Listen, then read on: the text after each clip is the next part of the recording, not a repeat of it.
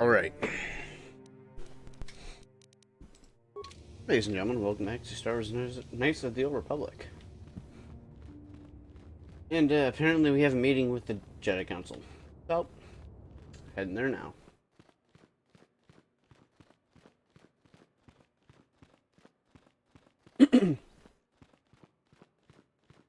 You there, Padawan. Why are you not wearing the customary robes of the Jedi? Do you mock the honor traditions of our order? I believe you are mistaken. I am not a Padawan. I am a Jax Vandal. I came here with Bastila. Bastila. I have heard of her. They say she has already mastered the art of battle meditation. Remarkable in one so young. Though I've heard she has a foolish pride in her own talents. But as for you, you claim you are not a Padawan? I find this hard to believe. The Force is strong within you. I can feel its presence. If this is some type of jest, it is in very poor taste. The Jedi Order is not a subject for jokes. I am telling you the truth. Please forgive the abruptness with which I first greeted you. Perhaps Bitch! My master often warns me that I must learn to control my emotions. I see I have much left to learn. I wish you a pleasant stay here on Dantooine. May the Force be with you. May the Force be with you. And now I move on.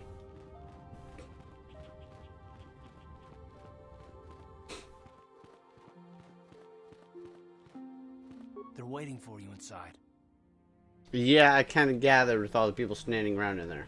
Ah, so you are the one who rescued Bastila. It is appropriate you are here. We have been discussing your rather special case. I am Jar, a member of the Jedi Council. With me are Master Vrook, Master Vandar, and of course the chronicler of our academy, Master Dorak. Padawan Bastila, I am sure you are already familiar with.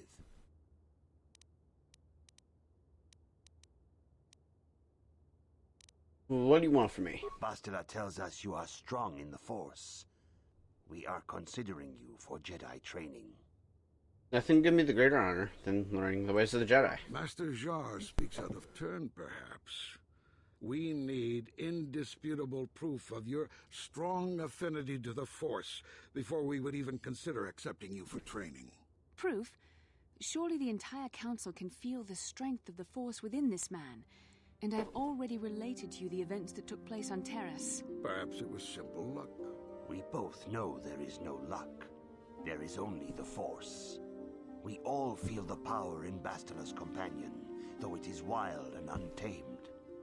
Now that this power has begun to manifest itself, can we safely ignore it? The Jedi training is long and difficult, even when working with a young and open mind. Teaching a child is hard. How much harder will it be for an adult to learn the ways of the Jedi? I'm willing to try my best. Traditionally, the Jedi do not accept adults for training, though there are rare exceptions in the history of our order. But you are a special case. I agree with Master Dorak.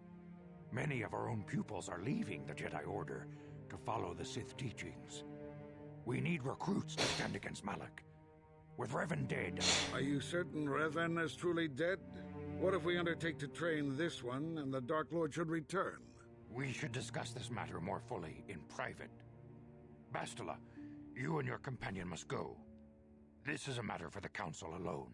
As you wish, Master Vandar. We shall return to the Ebon Hawk and leave you to your deliberations.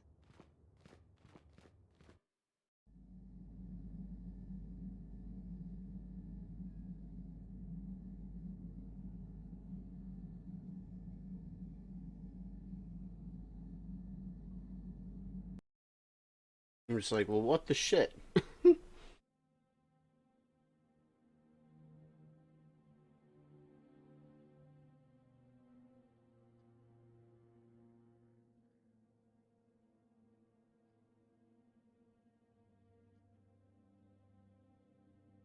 The dark side is strong in this place.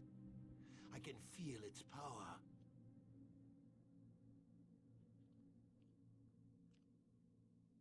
Is this wise? The ancient Jedi sealed this archway. If we pass beyond this door, we can never go back. The Order will surely banish us. Are the secrets of the Star Forge so valuable? Can its power truly be worth the risk?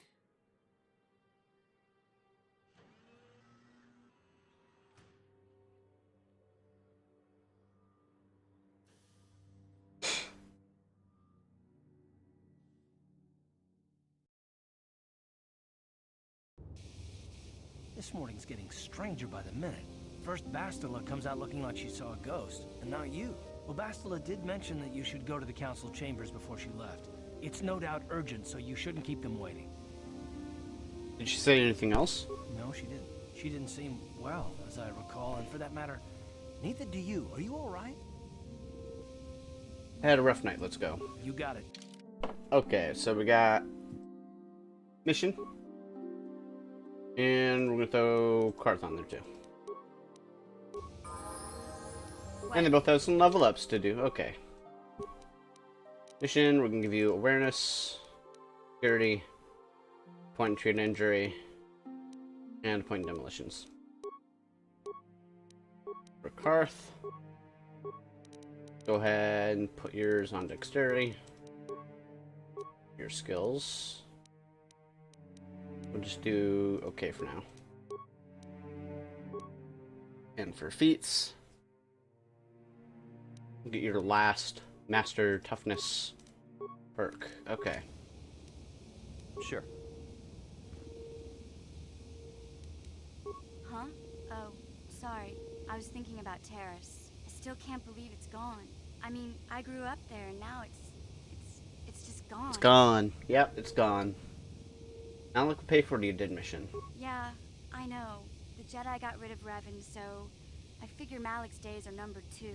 But that doesn't make the pain go away, you know?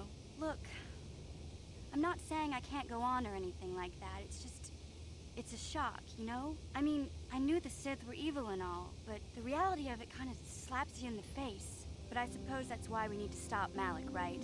The more time I spend dwelling on Terrace, the more chance some other planet will get wiped out. I guess that's what it comes down to. So don't worry about me. I'll be okay. And if you need my help against Malik or the Sith, I'll be there for you. Alright. Now then. We'll go through and get side quests from these guys later. I just want to get through this main quest first.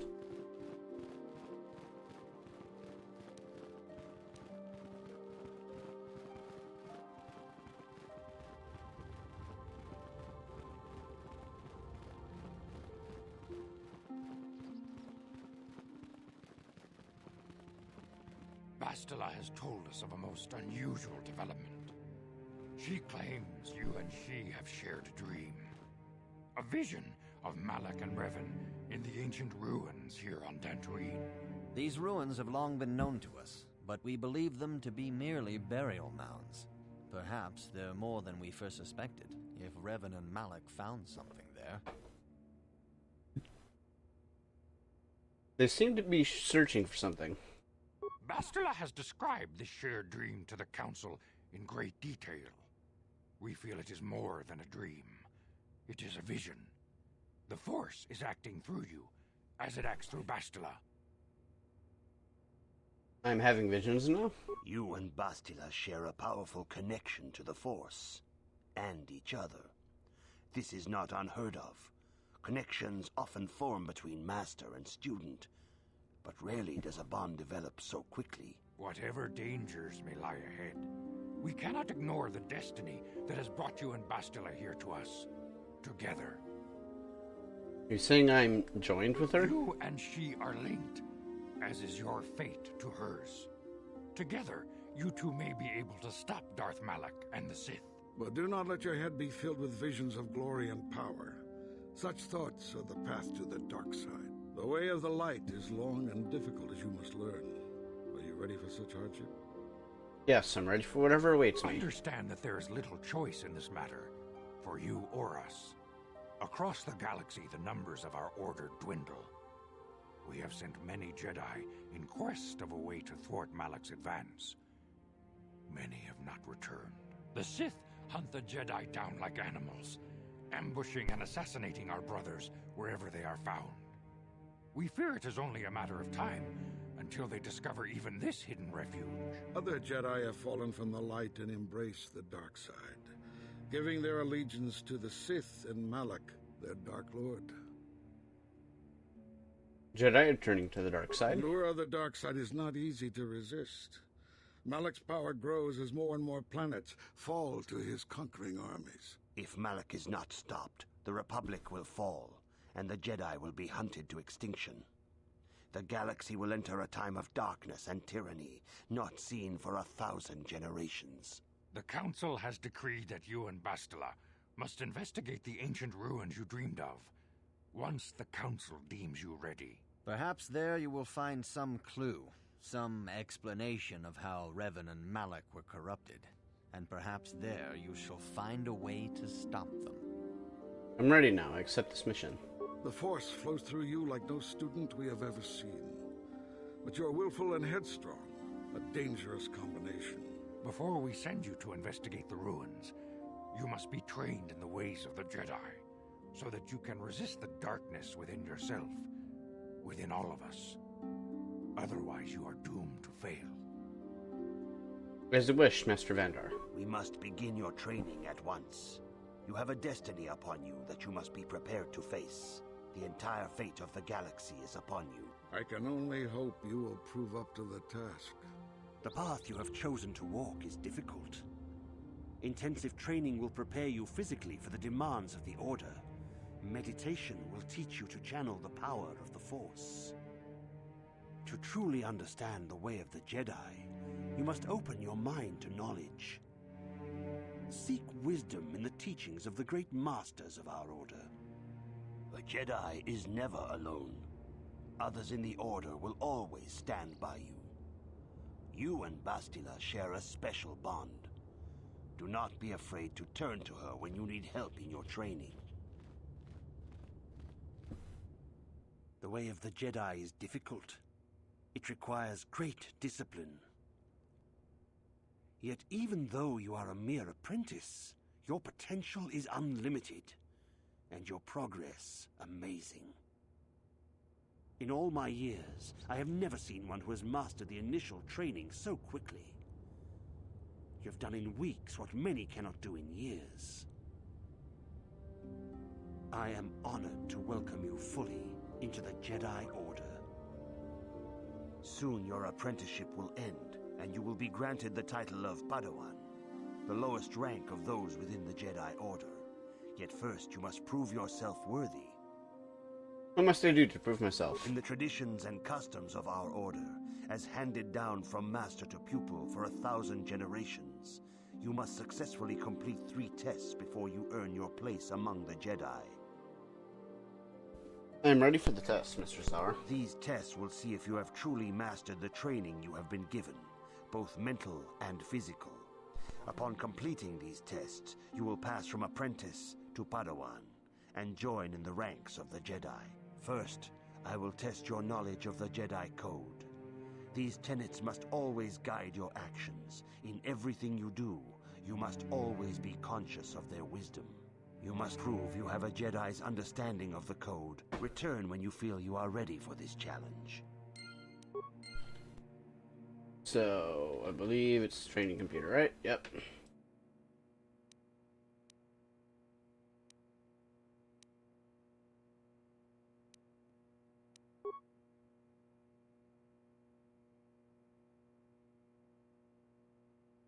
think I'd end up doing a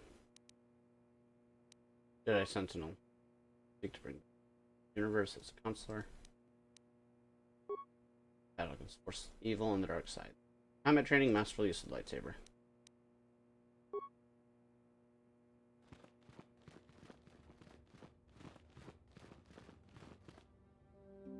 We're gonna do this right now.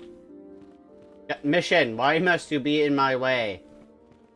Like, what the hell, man? Greetings, my young pupil.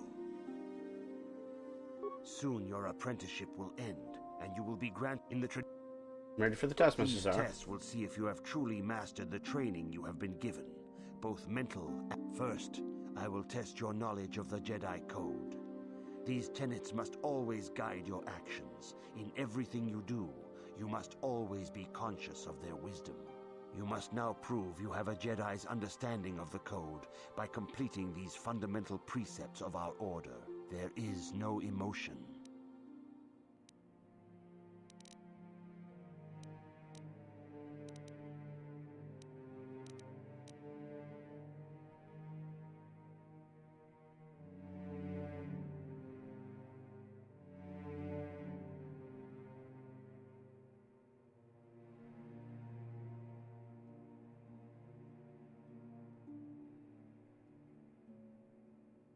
Bah.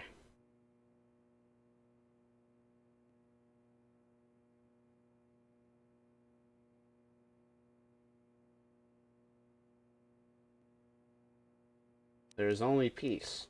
There is no ignorance. There's only knowledge. There is no passion. There's only serenity. There is no chaos. There's only harmony. There is no death. There's only the Force. You have learned your studies well, apprentice. It will not be long before you are a full member of our order. But first, you must pass the second test and learn about the most prized possession of a Jedi, the very symbol of our order, the lightsaber. The lightsaber is the traditional weapon of our order. It is a symbol of a Jedi's skill, dedication, and authority. And each lightsaber is as individual as the Jedi who wields it. The blade is made of pure energy, focused by polished crystals in the hilt. As the second test, each Jedi must construct his lightsaber with his own hands. And now it is your time. Speak with Master Dorak, and he will guide you through the choosing of a crystal. Okay.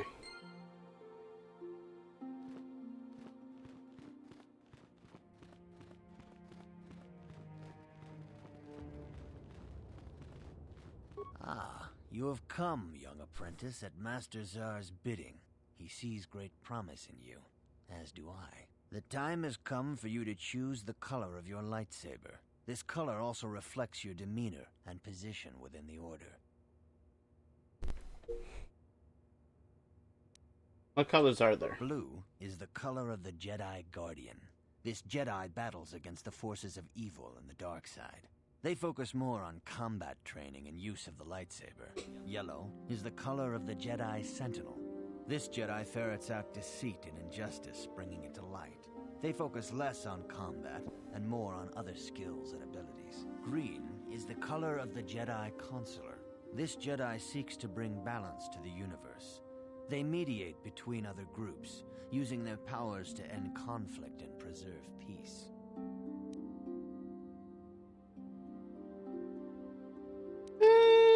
I kind of want to be a Sentinel, but I know that I should probably be a Guardian.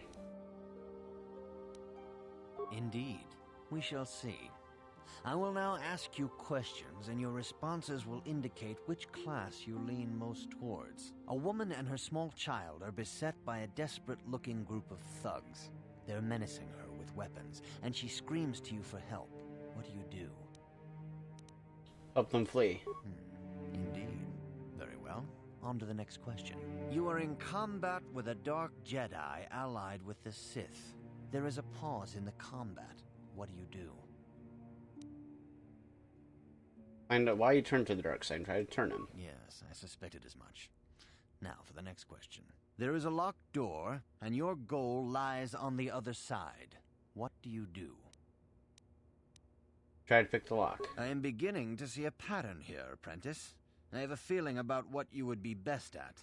But first, the final question. You are the head of an enclave on a contested world. The Dark Jedi have infiltrated and are causing unrest across the planet. What do?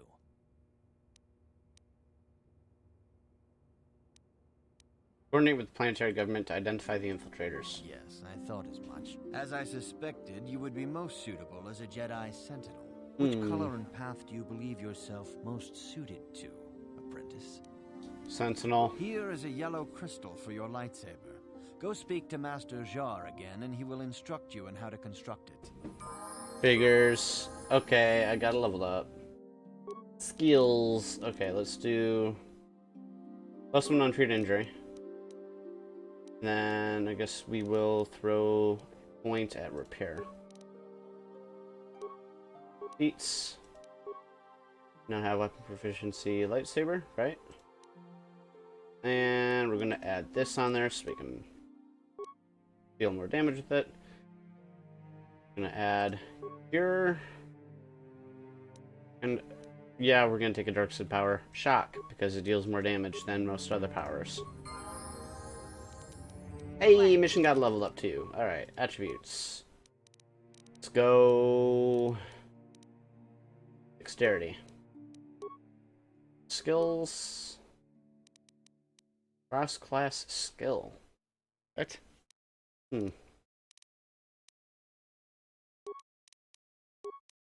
Bump those up to their max for the moment, and then throw a point into awareness. Beats.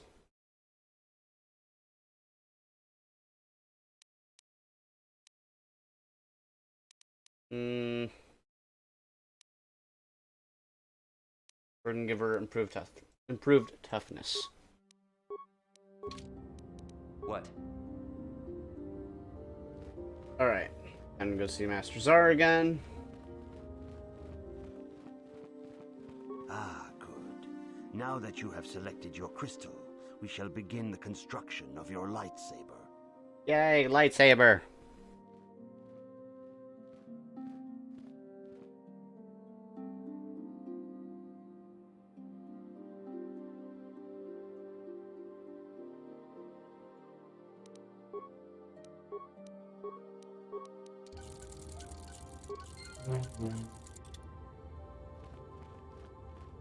You have done extremely well in constructing your lightsaber, apprentice. Your crystal seems to have been set perfectly. It is rare indeed for that to happen the first time one constructs a lightsaber. These crystals are very rare, found only in certain caves strong in the Force. By adding crystals to your lightsaber, you can alter or enhance its properties. There have even been unconfirmed rumors of certain Force-sensitive caves here on Dantooine that may hold these crystals. I can find crystals in Dantooine? It is a rumor only.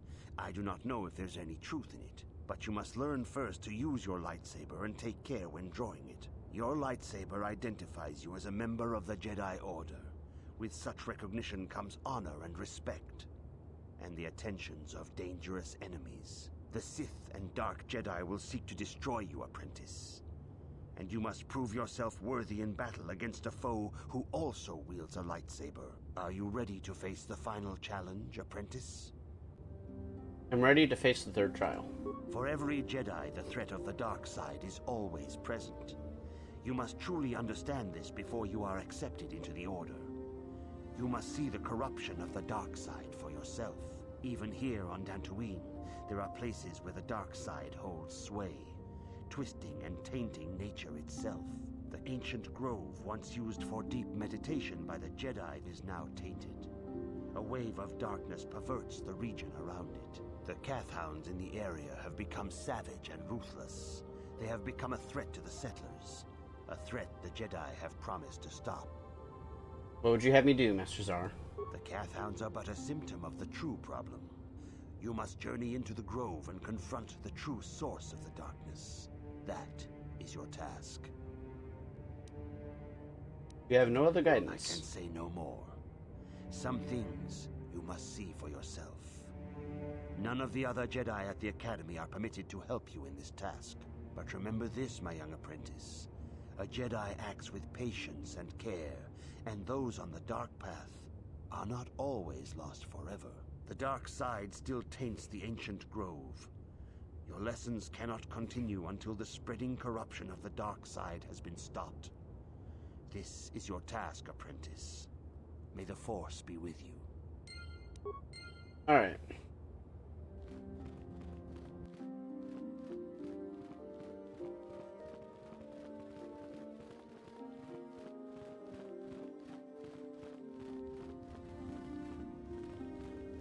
Kind of wondering what's up over here.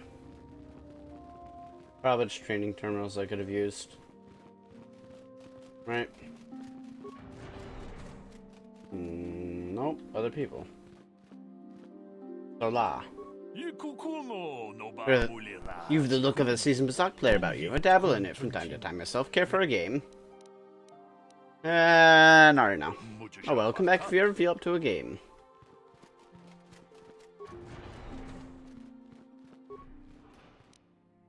Get these.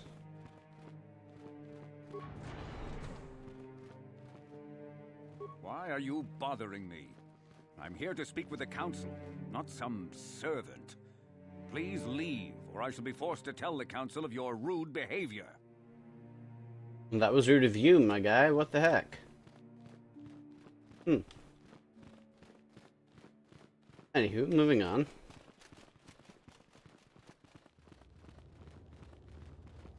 Before I go that way, I want to go up here.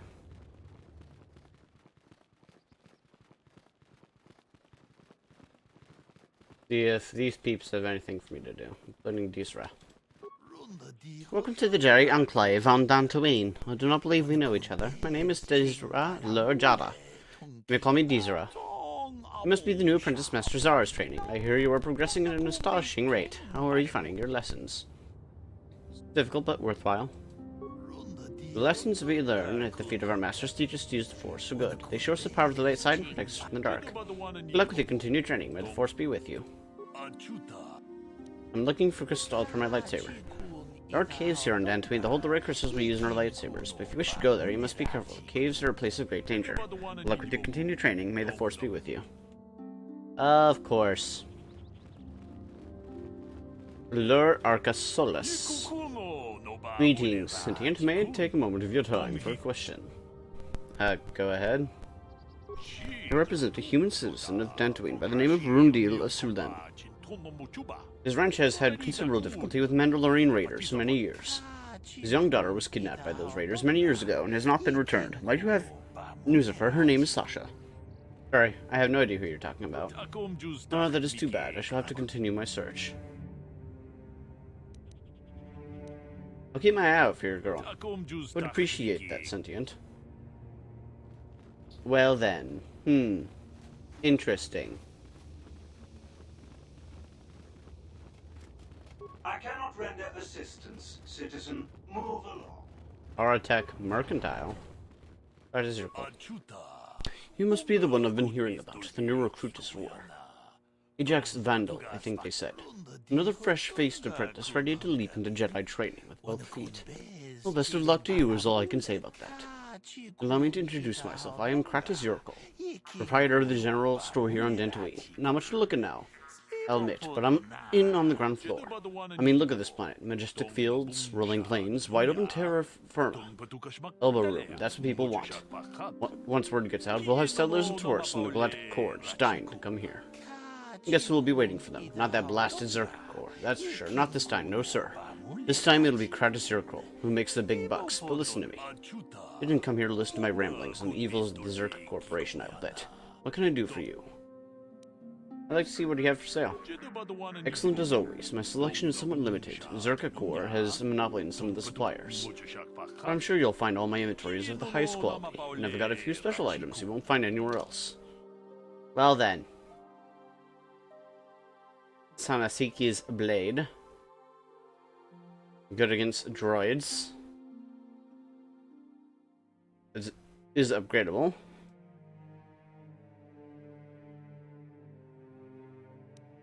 Dragon Cultist assault rifle. Good against droids.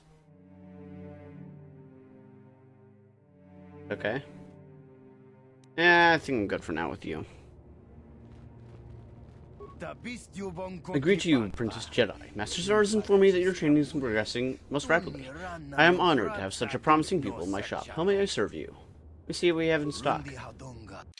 He has primarily droid parts. Okay, I don't care. At this moment in time. I'm sure I'll care later, but not right now. So, for now, I guess I need to go the way that they intended me to go. Which was out into the fields. To roam. And to fight things everywhere. Oh, Balea, I wanted to talk to you now. Bope. Greetings, apprentice. Though I understand you shall not have that lowly title much longer. Master Jar tells me that your progress has been remarkable. Soon he feels you will attain the rank of Padawan. Then you will truly be a full-fledged Jedi. How are you enjoying your training? It's difficult but worthwhile. With power comes responsibility. And only by learning discipline and sacrifice can we truly learn to master our potential. I wish you luck in your training, apprentice. There is much you must yet learn. May the Force be with you.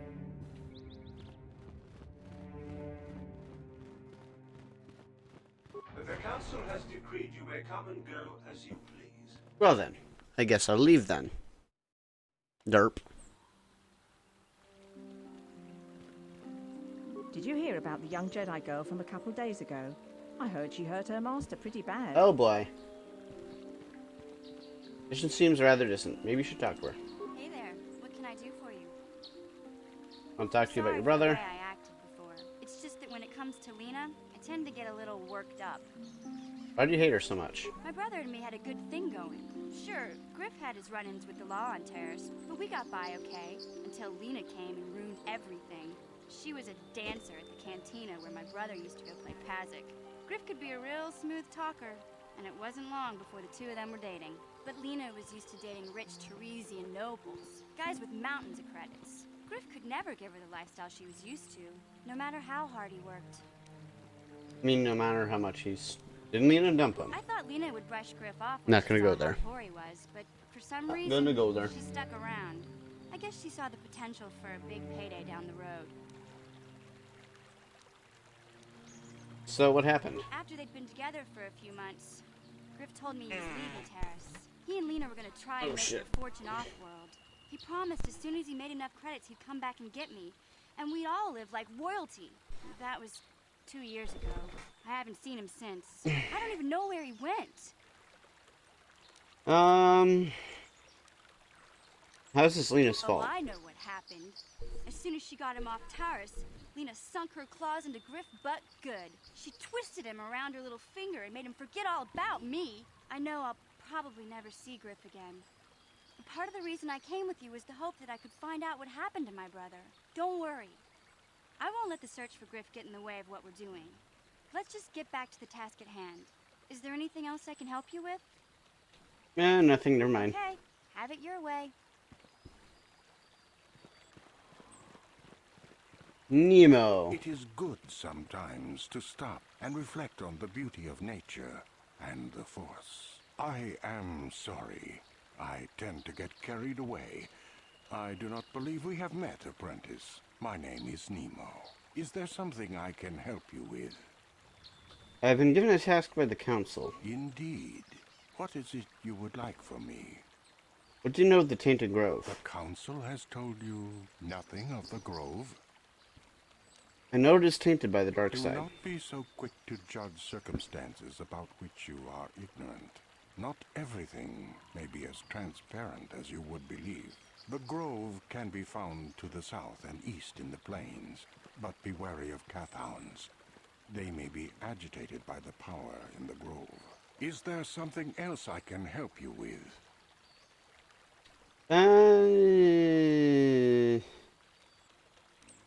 Nah, I must be going now. I hope your time is well spent here on Dantooine. Alright. Gar. Greetings, friend. I think I can safely assume you are a member of the Jedi Order. Has the Council agreed to hear our petition? I'm merely an apprentice, not a Jedi. I'm sorry, I was mistaken. Does the Council require our presence? I'm sorry, I do not know. Oh, I see. I am mistaken. How may I be of assistance?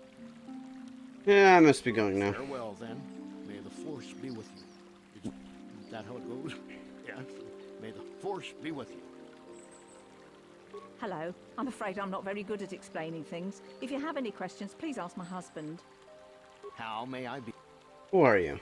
My name is Gar. Me and my fine wife, Rilke, here, A pleasure. live on one of the northern farms. But the cat hounds and the Mandalorian problem has been getting really bad of late, and we're here to ask the Jedi Council to help. You mentioned Cathounds. Recently, the cat hounds have been acting much more aggressively. They've even attacked some of the settlers. Those Mandalorian raiders have been milking the outlying farms dry, too. I hear John got hit really bad. Too bad about his daughter. I'm not sure exactly what the council will do about it, but we need some help with this. I only hope they'll listen to me. Is there anything else you require? I must be going now. Farewell, then. May the Force be... Are you a Jedi? How long can you people continue to sit by and claim you protect us? Protectors? Ha! You sit in your enclave safe from the Mandalorians while we suffer.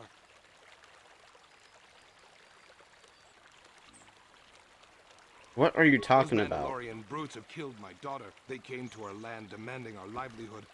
But Ilsa, my Ilsa, said no.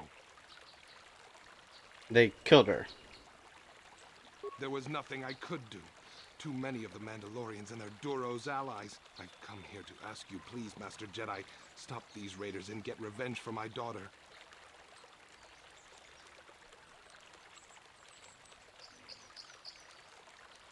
I am not a Jedi yet. But you have been accepted into the Order. Yours is the authority of the Jedi. I will give you all I have. Just please, annihilate them from the face of this planet. Number one, we don't exactly slaughter people. Okay? We don't slaughter people. We're Jedi. We don't slaughter people. Oh yes, you are a Jedi. I'm grateful that your people harbored me in my times of need. What happened to you? I'm a victim, a refugee. Yes, I fled from my world once the fleet comes. They bomb my world, destroy it, yes. They scour the continents, boil the oceans, sit the bad, yes. But I run here, find the Jedi already here, unknown, they take me in. Run left of a villain, yes. The Republic fights, but does not win. Not you to blame, of course, no. It is sit there strong and destroy those who would oppose them, yes. My thanks you have, and your order. Is there anything else you require? I might give something back. After my flight, all I have left to give is my thanks, which your order gladly has. I must be going now. Okay. I must be going now. I can't spend all my time talking to you. Okay, so there's nothing over here. Might as well move along. Go this way, of course. Elise. Elise. Greetings, young Jedi. I wonder if you could assist me. I seem to have lost my companion, you see? Your companion? We were working on my farm to the north of here. I was working in the garden outside, and he was working inside. I heard the door to the house open, but not closed. I went to see and found it wide open. I searched everywhere and could not find him. I worry so much. I need him back so badly. I wonder if could he have been kidnapped? It is possible. Maybe it was the Mandalorians. Or maybe Cathhounds. But no, Cathhounds are not intelligent enough to open doors. Although they have been more vicious lately. No, it must have been someone who could open the door by himself. Come to think of it, the door was locked. Someone had bypassed the lock. No, the door was undamaged and showed no signs of tampering. Could it have been opened from the inside? Well, yes, it could have, but he had no reason to run away. His programming... You're missing a companion is a droid. Well, yes, he is a droid, but he is very valuable to me all the same. He's the last piece of my poor passed-away husband that I have left. He is very dear to me, my precious is. I don't know what I'd do without him. He's the only companionship I have on all of Dantooine. You live alone with this droid. He is a personal assistance droid. My husband was a genius at constructing droids. He made this one capable of taking care of me for the rest of my life. As the last legacy of my husband, for my own personal ease of mind, I need him back. His absence gnaws at me like a gaping wound. Wow, she really misses her droid, doesn't she? Please, I beg of you, return my droid to me. I hope you find your droid. Thank you. Thank you, Master Jedi. If you find him, please send him home to me. I need him so much. And boop. Okay.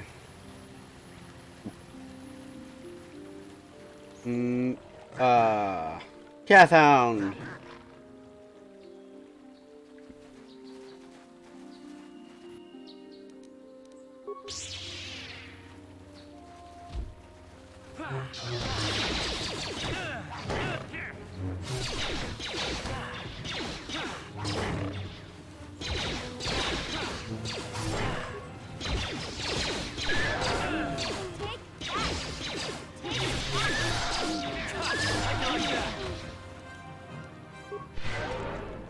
Alright.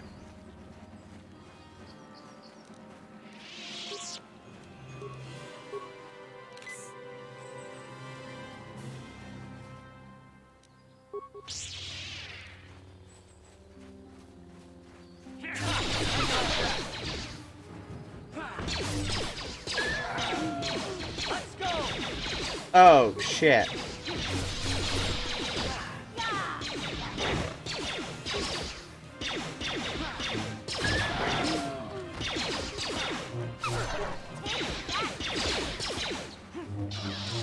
Time to rumble.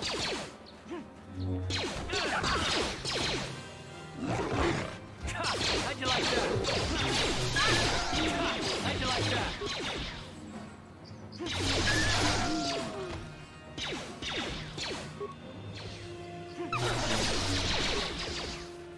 Take it down with flurry attacks.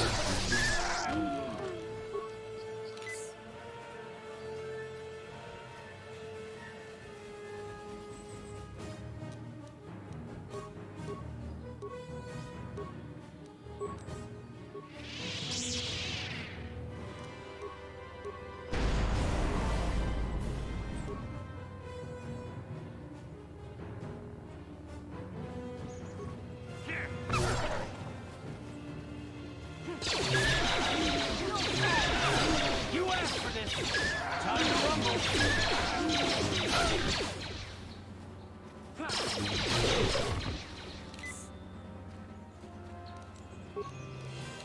What?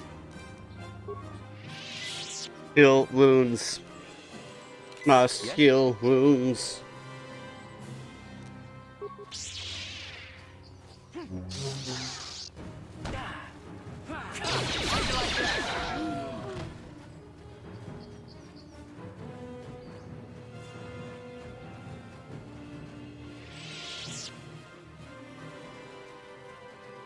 That goes to Metallic Grounds, which we're not interested in going to yet.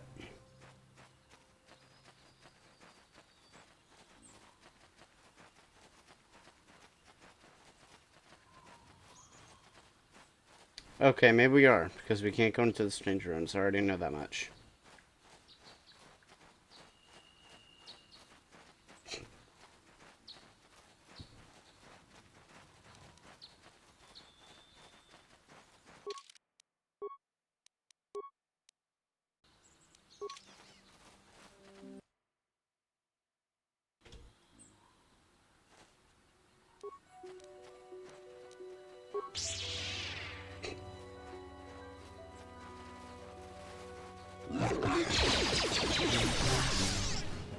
Fight!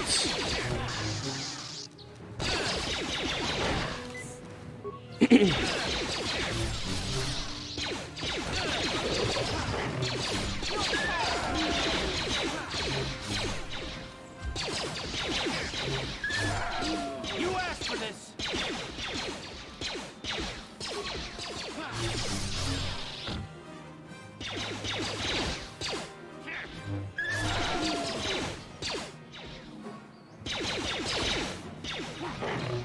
How'd you like that?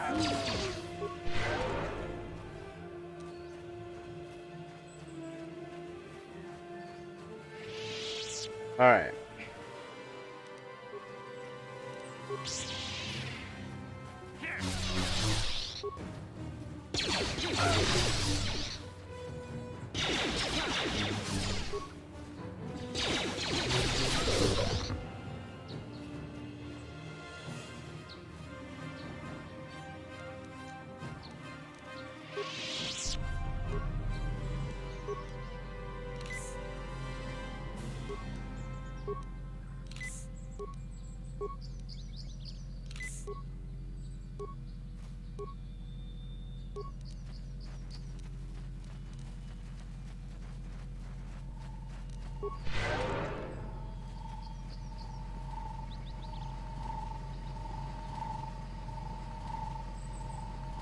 Alright.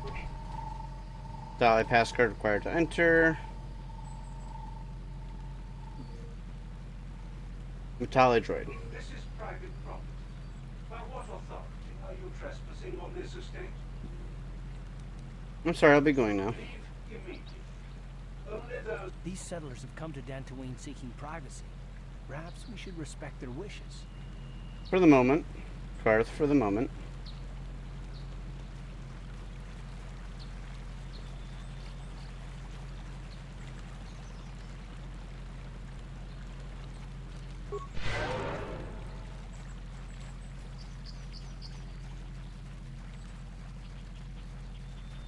Oh boy, here we go. You've been holding out on this kid. Since you haven't given us enough money, I guess we're gonna have to take it out of you piece by piece.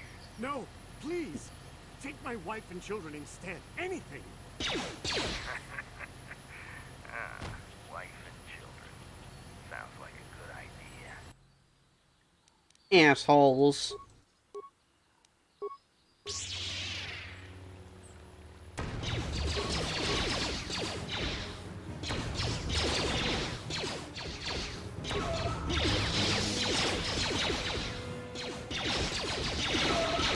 Down you go!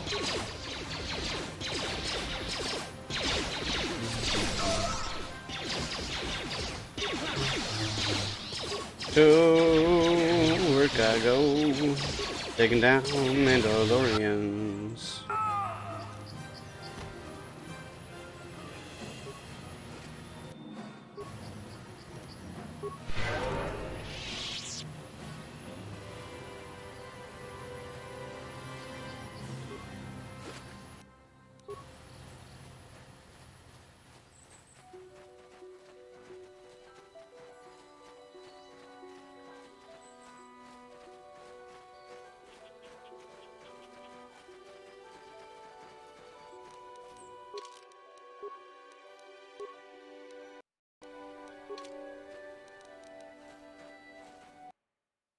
And to the grove we go.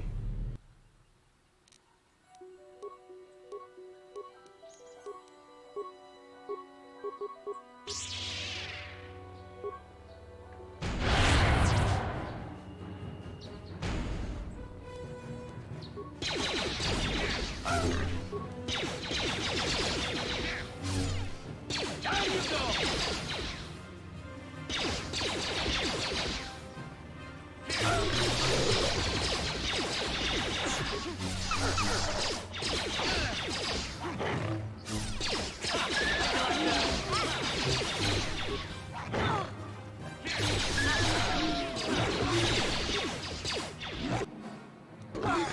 Oof.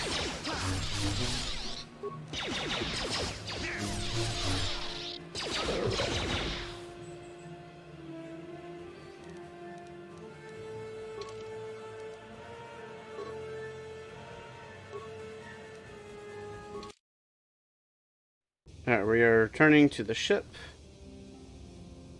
Big Takara. Yes, what's on your mind? Want to continue our discussion from before. I thought I said I don't want to talk about it anymore. Don't you think it'd feel better if you discussed it? Not particularly. I guess it wouldn't hurt exactly either, though I don't know why you're so interested. When I think of all the men who betrayed us, the one that stands out above all of them is the one that I respected the most, Saul. Say that name like I should know it. You don't. I thought everyone did. But Admiral Saul Karath is the commander of the entire Sith fleet. He's half the reason Malik has done so well in the war. Saul was my commanding officer back when the Mandalorian Wars first began. He taught me everything about being a soldier, and I looked up to him. Saul approached me before he left. He talked to me about how the Republic was on the losing side and about how I should start thinking of my survival. I know now that he was trying to recruit me into the Sith, but I couldn't have conceived of it back then. I argued with him and he got angry and he left. I never saw him again. You didn't think you would betray the Republic? Saul was my mentor. He led us to so many victories against the Mandalorians. I mean, even when things looked to be at their worst, I couldn't conceive of it. He couldn't be serious. I was wrong, of course. He not only left us for the Sith, he gave them the codes to bypass our scanners. I remember waking up as the first of the Sith bombers snuck past our defenses and began destroying half of our docked ships. I knew right away what had happened. I mean, I could have stopped him. I could have stopped it all. So you blame yourself for trusting your friend? I blame Saul, not myself. I was stupid and I ignored the danger. He nearly destroyed us all. No, I fought Saul for years now, and if I ever catch up to him, he will regret what he's done. He will regret it. So that's all of it then? No, it's not. But I don't want to talk about it right now. Let's go. Okay then. Now, since I returned to the Ebon Hawk, I figure... Hey, mission! Look who's here! You're... the bitch!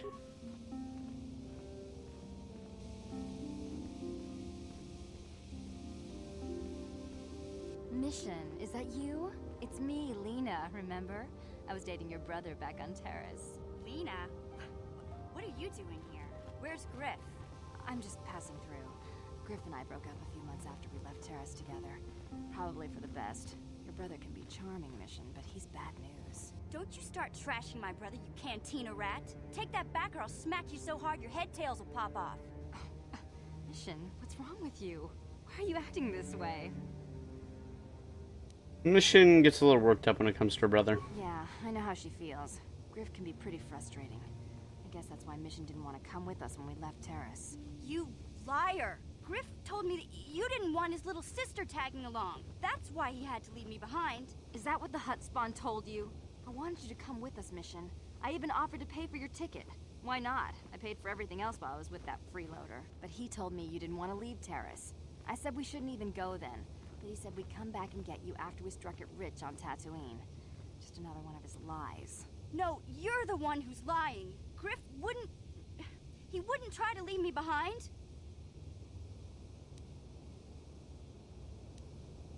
Why should we believe you, Lena? Think about it. If Griff wasn't trying to ditch you, Mission, then why didn't he tell you where we were going?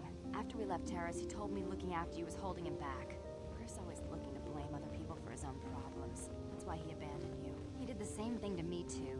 As soon as I ran out of money, he started blaming me for all of his problems. Like it's my fault his get-rich-quick schemes never work out. I'd like to hear Griff's side of things before I judge him. Hey, if you want to talk to Griff, go ahead. Last I heard, he was going to make a fortune working the Zerka Corp mines on Dantooine.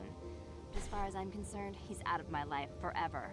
Griff's better off without you anyway, you table-dancing, brother-stealing home wrecker. I guess that's my cue to leave then. I didn't mean to upset you, Mission. But one day you'll see I'm right about your brother. I only hope it's not too late by then. Well, we know where he's at now. Which might cause problems later, but meh.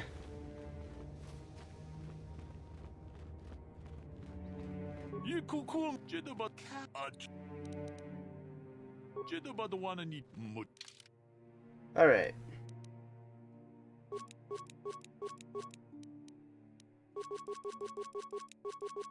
Let's buy a bunch of med packs.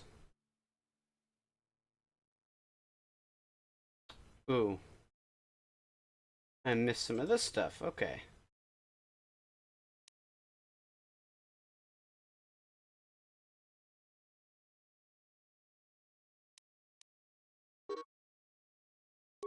$3,000 for it? Are you kidding me? Oh, whatever.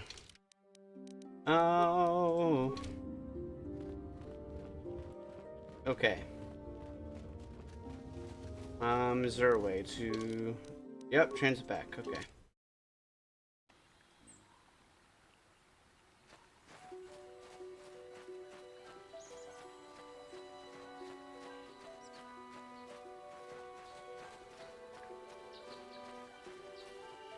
Sandal grounds. What? Let's over this way then. Let's see.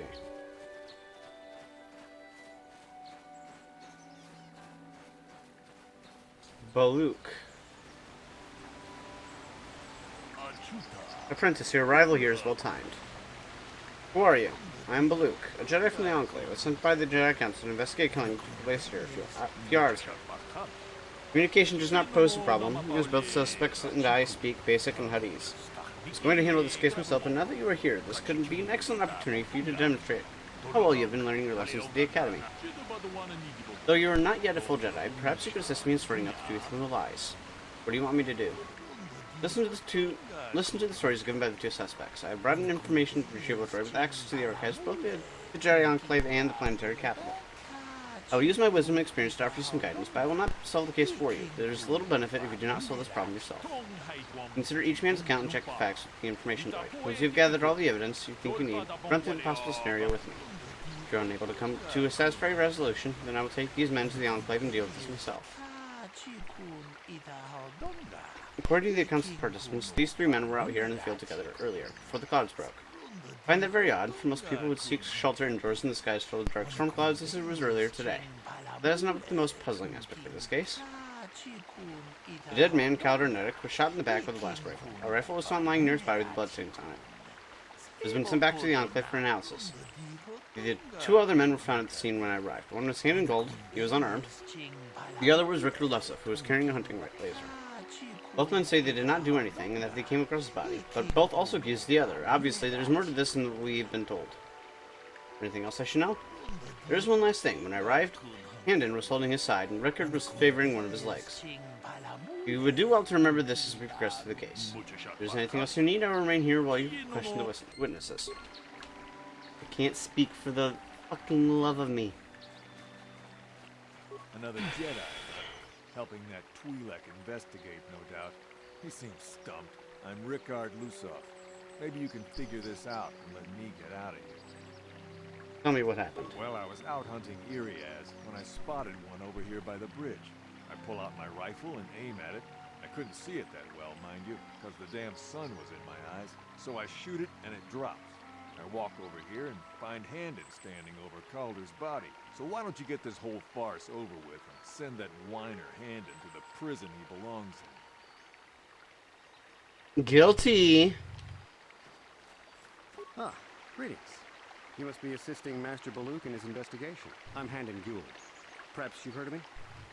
Should I have? I guess under the circumstances, no. Well, I presume you wish to hear my story, then. I shall tell you, of course, but there's not much to it. I'm sure that you'll agree that Rickard is quite obviously guilty of murder. You see, I was out here running earlier today. Yes, running. I do that a lot. Can't stand speeders, never use them. Keeps me in shape, too, you know. Anyway, I was out running on the other side of that bridge there, and all of a sudden I heard a shot coming from over here. I ran over and found this man Calder lying on the ground, dead. Did you see the killer? And I saw Rickard come skulking out of the shadows of the rocks south of the river. I knew something was wrong. I hit my emergency button and called the Enclave right away. Well, there. That's my story. Now, please hurry this up and arrest Rickard so I can get on with my day. Greetings, apprentice. You must be the one Master Baluk has enlisted to help you with this problem. I am an information retrieval droid. I can assist you by accessing the records of both the Jedi Enclave and the central government facilities here on Dantooine. If you have any need of my services, please do not hesitate to talk to me. I have already retrieved some information from the archives on Calder Netic, Rickard Lusov, and Handon Gould. I have also had time to examine the body of Mr. Netic. Is there any information you require? Tell me about these planes. These planes are rife with wild animals, not all of them benign. The Irias are mostly docile, but can easily be provoked to violence. Calf hounds, on the other hand, are much more deadly. There have been over 35 catalogued attacks on settlers by calf hounds in the last 2 weeks. A general advisory was given out 3 days ago to carry a weapon at all times when on the plains. Small farms and holdings dot the plains and can provide safe refuge for those in need. Is there any other information you need? What did you find about the body? My preliminary analysis of the body indicates that he was killed approximately 3 hours ago by a single energy blast to the torso. Is there any other information you need? I'll have more questions later. I will be here to assist you.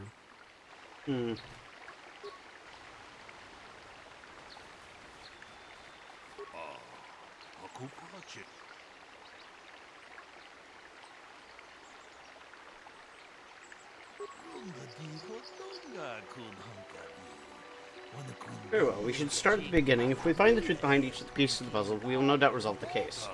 Handon said that he was nearby and heard a shot and ran over, only to find Calder already dead. He said Rickard came out of the shadow of the rocks holding a blaster in his hands. Rickard said that he was hunting Irias, saw one through the glare of the sun and shot at it. It is possible that Rickard may have shot Calder accidentally and Handon may have found the body, but that seems a very unlikely explanation. It is more likely that at least one of them is lying. Obviously, one of these men is not telling us something, but where does the truth lie? I do not know yet. Perhaps we should examine the witnesses' stories more closely. Also, you can always speak with the information retrieval droid to gain access to the data from the Jedi Enclave that pertains to the case.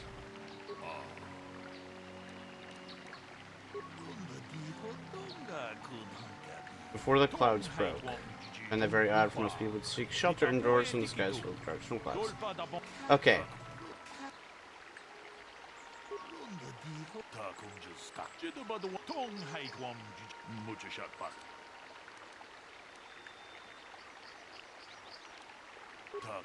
I'll be right back, because I need Rickard is lying, because there was no sun if the clouds hadn't broken yet.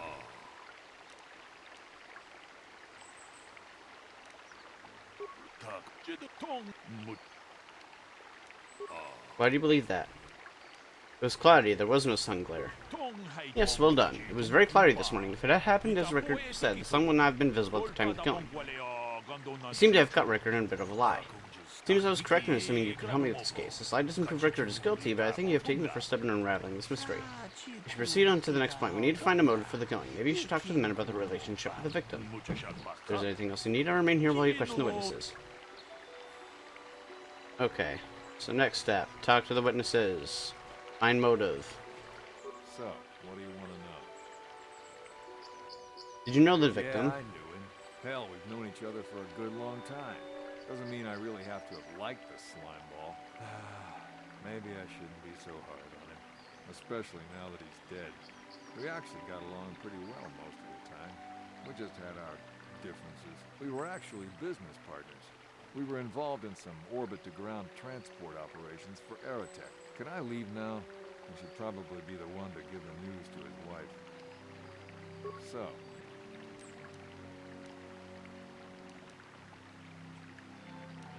well, kind of sprained my ankle running through the bush before I found the body, but it's nothing that serious. So... you Jedi are so predictable, always seeing some greater purpose behind everything, when the simple answer is usually the right one. Can't you see that it must have been Handon? I found him standing over the damned body. I don't know why this is causing you so much trouble. You almost seem as lost as this Bullock guy. So, I told you already, didn't I? Was hunting some Irias. Was in my blind a little south of here when I spotted one, like I said before. I shot and pow, went down. But when I come over here, there's Handon standing over the body and the Irias was gone. Now, I don't have nothing to do with this, so can I go now?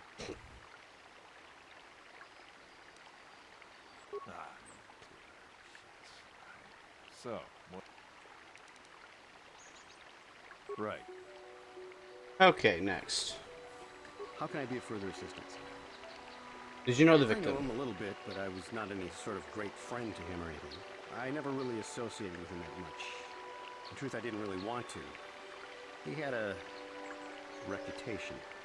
Very inconsiderate family, I heard. But merely having heard unkind things about someone wouldn't make me want to kill him. No one says you killed him yet. I'm sorry, I'm getting a bit agitated. Why must we remain here? Can't you see that Rickard must have shot him? I want to ask you something else. You're holding your side. Are you injured? Injured? No, of course not. Why would I have been? Fit as a bathtub. I run. I don't know if I mentioned that. How can I be... Why were you out here? I was taking my daily constitutional. I just happened to be running by when I heard a shot. I ran over and found Calder's body lying there. You often run around the plains? Yes, quite often. I generally prefer running to anything else. Can't stand speeders. A healthy body will breed a healthy mind, as I always say. All for now. Of course, of course. Listen, if you need anything, I shall be glad to assist. Alright. Is there any other information you need?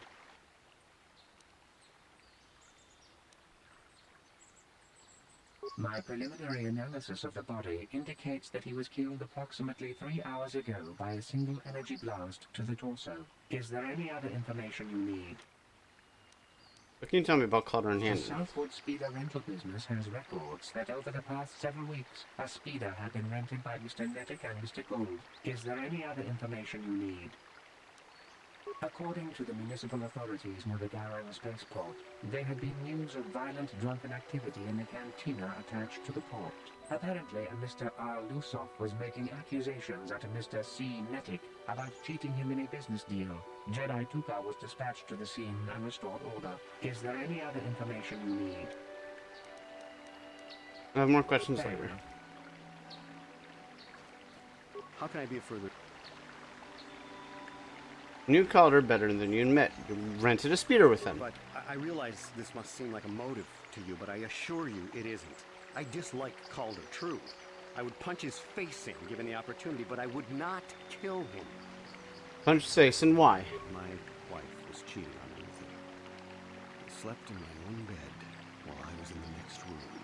But, as much as I may hate him for that, I could not kill him. It may have been my own fault for driving my wife away. I must try not to take the law into my own hands. I was just out running, trying to clear my head for the divorce proceedings, not stalking him to kill him. Running is not a crime. Of course, of course.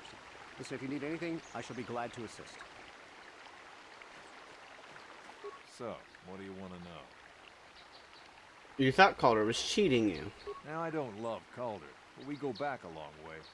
We run a suborbital shipping and transport company out of Garang Spaceport. We've been partners in that business for well over 20 years, and we've been doing just fine the way we are. You can deny it, but there was bad blood between you. Right. Did it just hyperspeed out? No, it did not. I want to discuss the murder.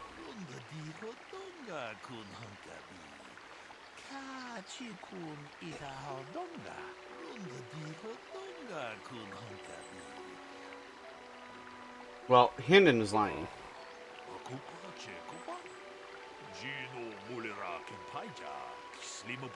Why do you believe that? He knew his wife was cheating on him. Well, that certainly is a motive for murder. The case is taking shape. However, you mustn't jump to any quick conclusions. Perhaps we should now focus on the murder weapon itself. You might want to see what information the witnesses in the information droid can provide you about the blaster found near the body. If there's anything else you need, I will remain here while you question the witnesses. Well then. You don't have a weapon on you, and it was recommended that people had blasters because of cath hounds. What do you know about the weapon found by the body? That blaster was stolen from my house last week. I never knew what happened to it.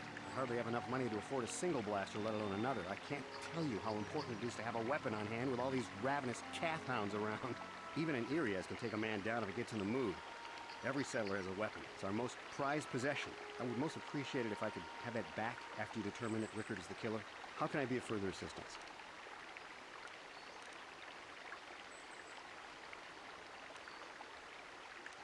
Of course. So, what do you want to know? That blaster? Never seen it before. Calder himself had a preference for Ichani weaponry. He had this one really nice light blaster rifle that he always used. Always wished I could get myself a rifle like the one he had. That blaster ain't it, though. Calder only had the one rifle, too, so he either must have borrowed that, or it's someone else's. Well, for now.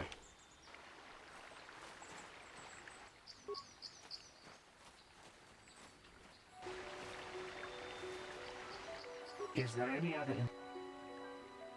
Is there a report of Hendon's blaster being stolen? I am sorry, but I seem to be failing you. I have searched and searched, but I cannot seem to come up with anything at all. I thought to find the record of the missing weapon report Mr. Gould filed with the authorities, but there does not seem to be one. Is there any other information you need? We cannot get any more specific analysis from that sample, other than the fact it did not belong to Calder. Is there any other information you need? I'll ask you later. Okay. You liar! How can I be of further assistance?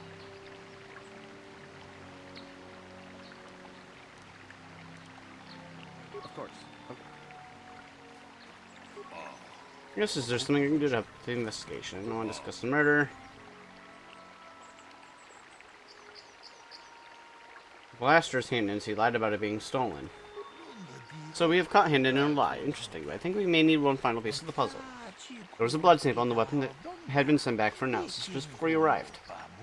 Perhaps you could inquire with the information droid about it. If there's anything else you need, I will remain here while you question the witnesses. Information droid. Hey. Is there any other information you need? Yes, tell me about the blood sample. I have just received back an analysis of a sample of the blood found on the weapon.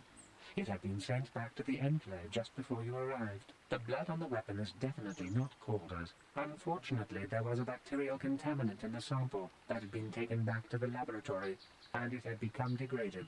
We cannot get any more specific analysis from that sample, other than the fact it did not belong to Calder. Is there any other information you need? I have more questions later. Very well. I will be here to assist you. How can I be of further assistance?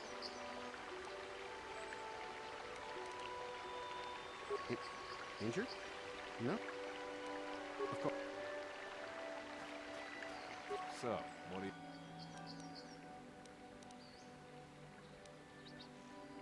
Well... Right.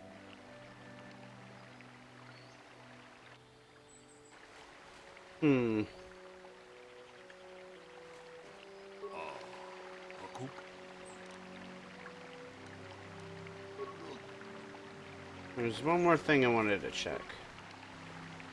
Nah, I'm good. Okay. I want to discuss the murder.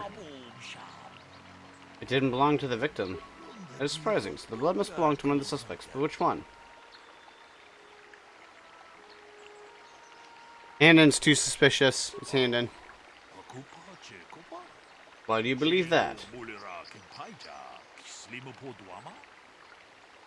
He's clutching his side. Handon has been moving oddly since I arrived. Perhaps we should examine him a little more closely. Hey, what are you doing? There's blood. Handon appears to have suffered some sort of blast wound to his side. It seems there is one logical scenario. Handon killed Calder for having an affair with his wife. Rickard was out hunting and accidentally shot Handon after he had killed Calder. No, they're both guilty.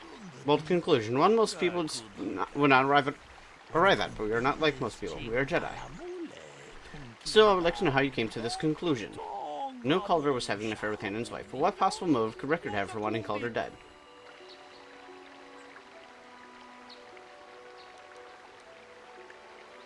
Rickard thought Calder was cheating him in business.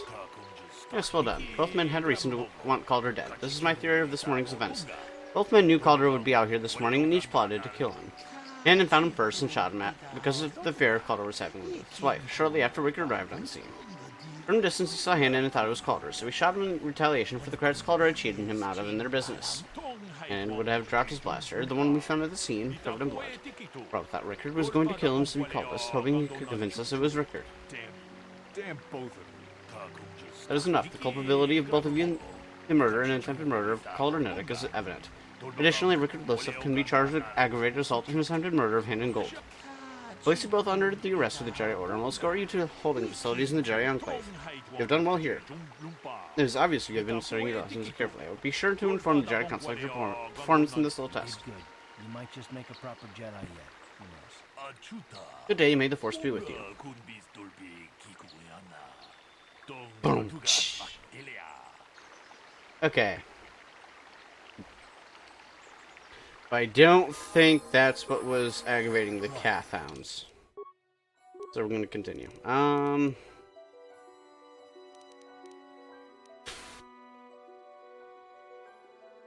He's a soldier. You should have points in demolitions. There you go. Beats. Master 2 weapon fighting. And accept. Close. What?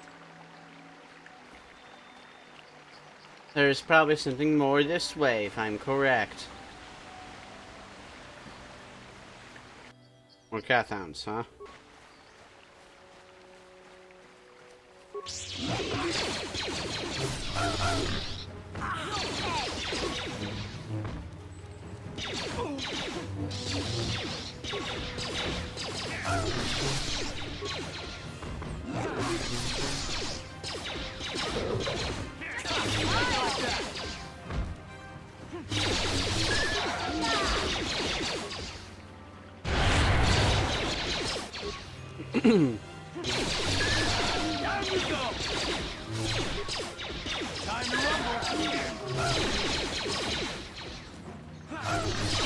Alright.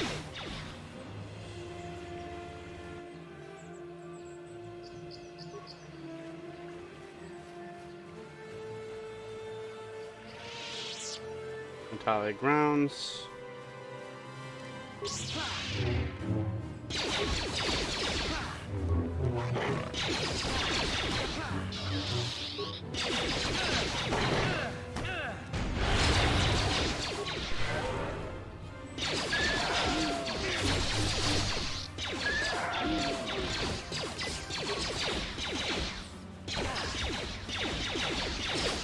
Get the Cath Hound!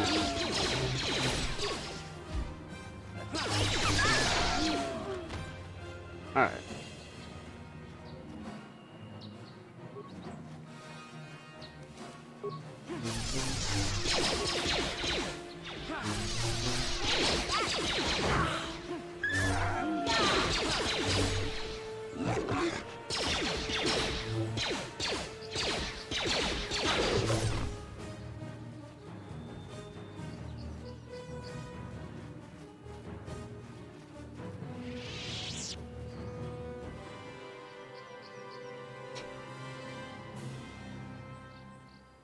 I will be your doom! Oh, hello, Juhani.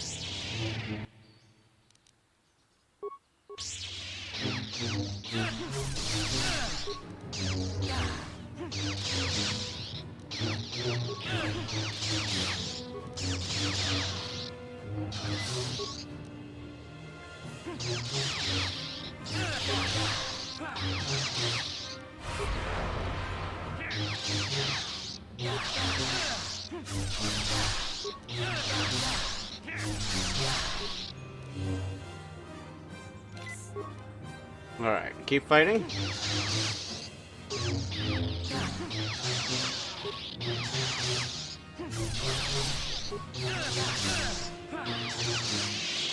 You are strong. Stronger than me, even in my darkness. Who are you? I am Juhani, and this is my grove. This is the place of my dark power. This is the place you have invaded. When I embraced the dark side, this is where I sought my solace. It is mine. You embraced Darkseid, why? When I slew my master, Quatra, I knew I could never go back. And now I revel in my dark power. Power enough to crush the life from someone such as you. Or so I had thought.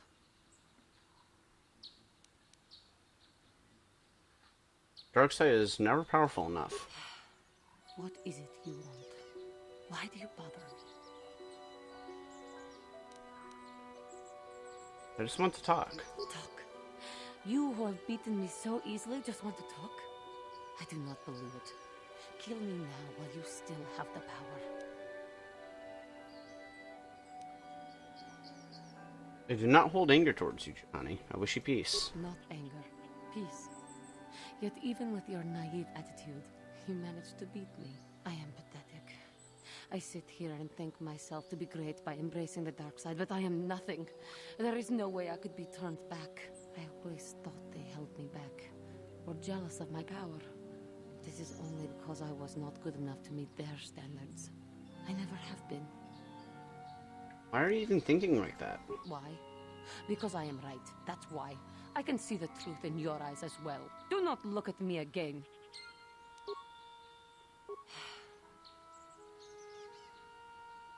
Talk. No, I am.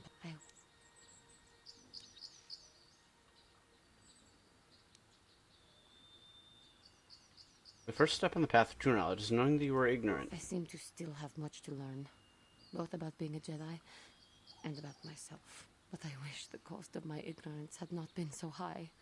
I wish that my master had not suffered because of me. Even in death, the Force will allow her to live on. If she were alive now, there would be so much I would say to her. So much I would apologize for. How can the Council ever take me back with what I have done? Striking my master down in anger is unforgivable. Anger? Show them that you have freed yourself of this base passion. If I show them I am free of passion, that I am serene, that I am willing to forsake the dark side, and maybe, just maybe, they would accept me back. Do you think they would? Could it be possible after what I have done? Your inner peace and harmony will show them your sincerity. I thank you, Master Jedi. I will return to the Council then. I shall submit myself to their judgment and hope they will forgive me. Again, I thank you. I am sure I will hear great things about you in the future. Boom. Stacked on XP. Alright.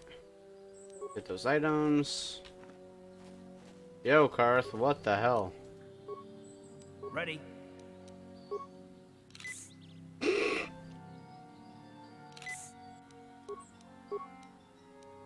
Yes?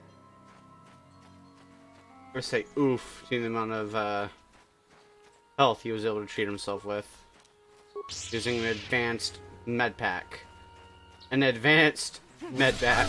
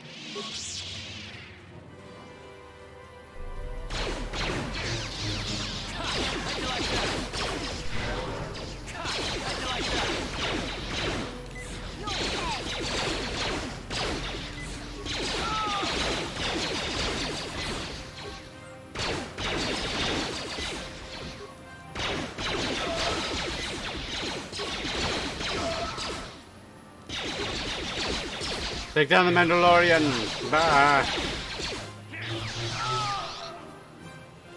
Okay. Remains. Good items. Backpack. Items. Also, wait. Mandalorian datapad.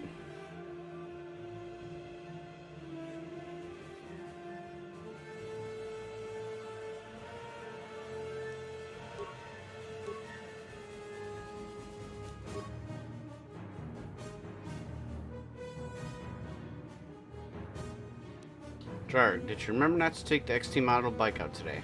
There's something funny with one of the intakes, and I thought it could jam. Ha, consider yourself lucky. If someone was dumb enough to take that thing out, he would have plowed right into the ground within a kilometer. Well, then, okay. Another one? Is it the same thing? Jarg went missing in Sector B, then Ryuza saw someone moving south of there. Take a couple troops and find out who it is. If they look suspicious, terminate. Well, then, this goes Central Grounds. Okay. So, I want to make sure I've explored every foot of this part of the map before I move on. Because for all I know, there's a freaking cave waiting for me. Yeah, no, there's nothing over here. Okay. Oof. Okay. Boop. We're gonna go this way.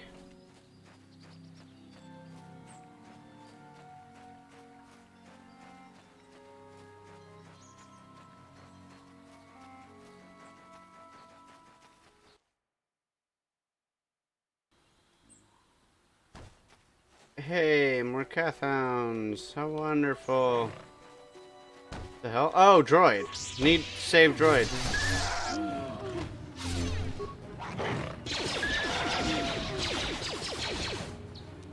Save droid.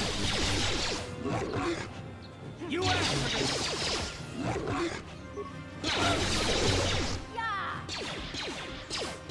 Why are you blasting at more of them? Are you that reckless? Apparently so. Oh shit.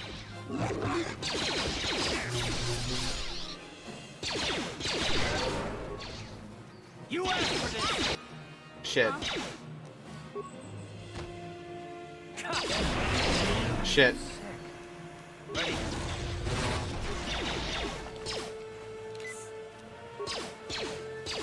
How'd you like that?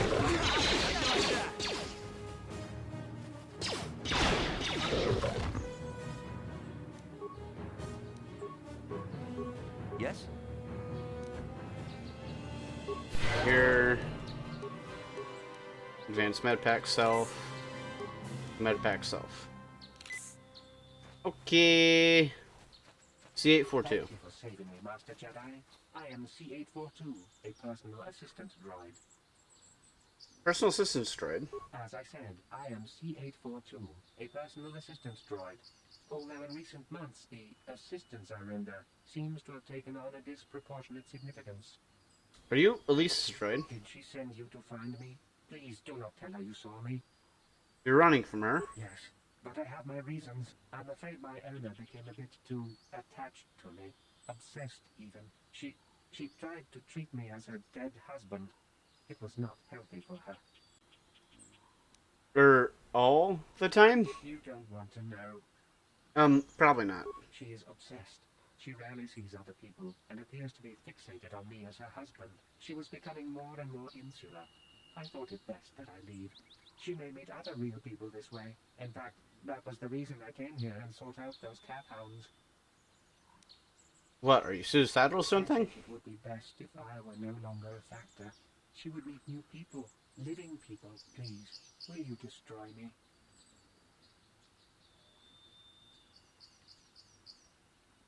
Fine, I'll destroy you and tell her why you did it. Thank you, kind sir. You have my eternal gratitude.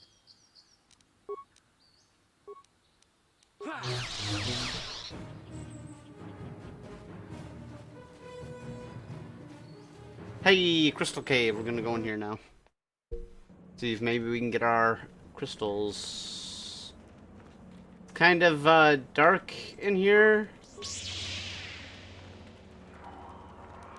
Hold on. Let's crank the brightness up all the way. Still can't see, like, what the hell?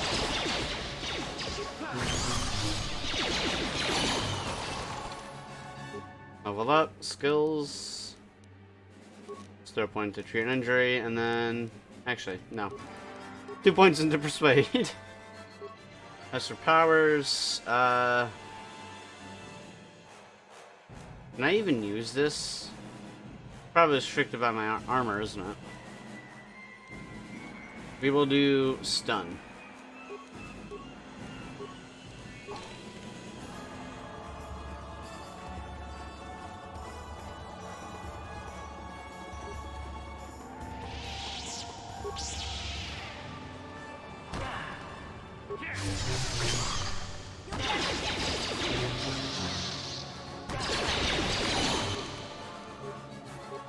Alright, so let's do awareness and stealth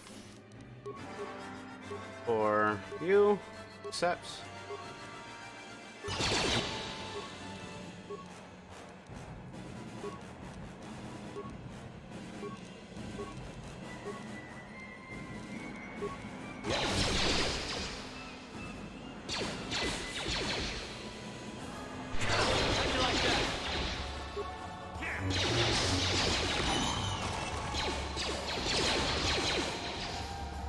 Oh shit! Kinrath!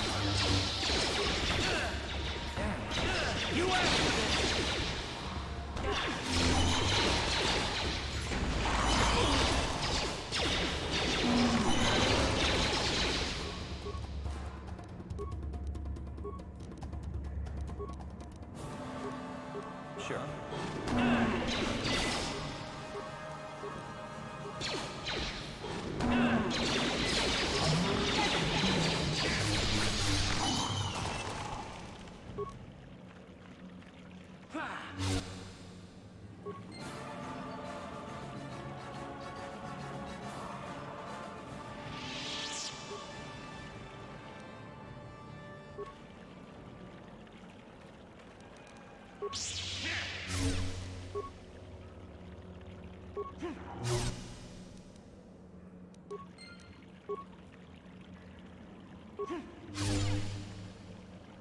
We're not allowed to let these Kinrath continue.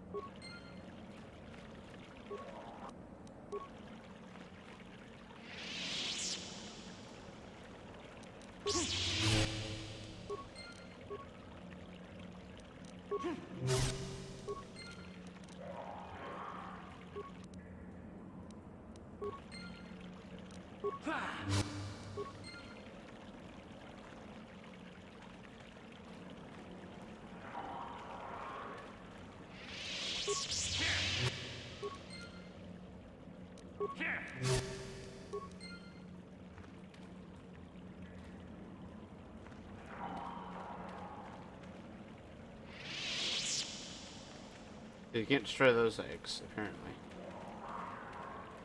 No matter how hard you try, you can't destroy all the eggs. Let's keep a close eye on our maps so I can see if there's any other turns.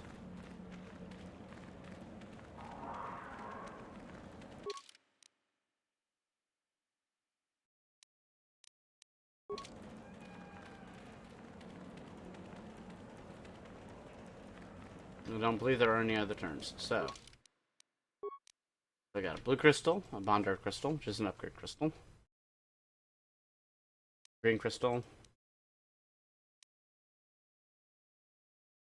10 red crystals, a rubot crystal just for upgrading, a yellow crystal. I'm probably going to sell the red crystals, probably for killing baby Kinrath that aren't even born yet. Not that I care, kind of wanted to get rid of them to begin with. Okay. Yo, Horned Cathound. Give me all the XP that you can give me.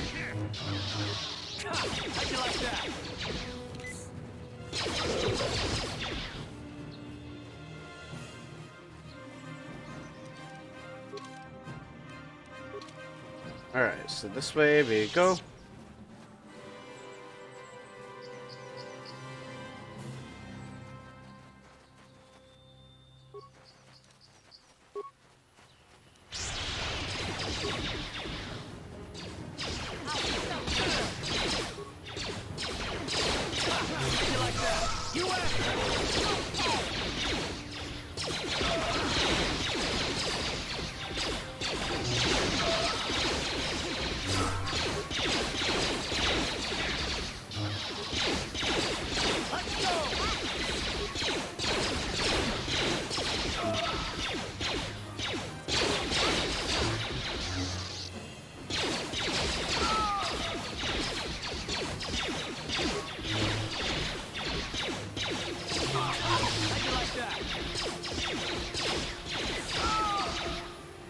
Alright, okay, so metal case.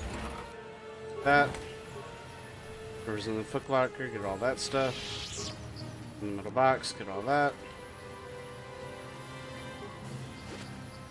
And of course, from the remains of the dead people, get their stuff. Okay.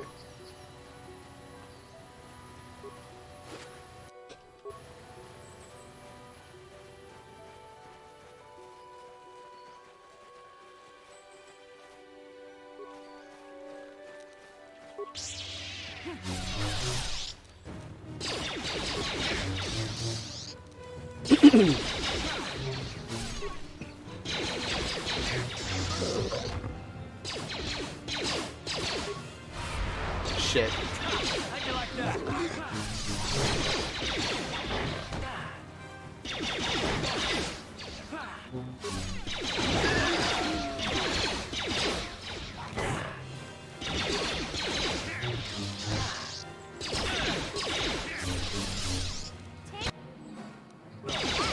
Shit.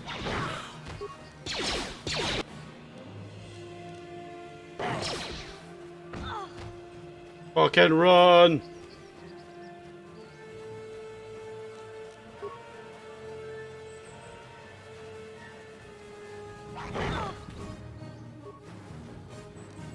Just fucking run, mission! What the hell are you doing?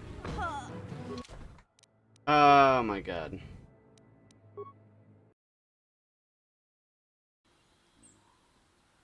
Great. I have to go through the caves again. That's annoying.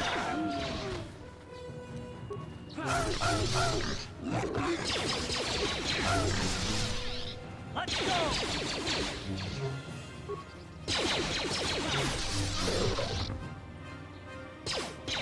Why would you antagonize this group?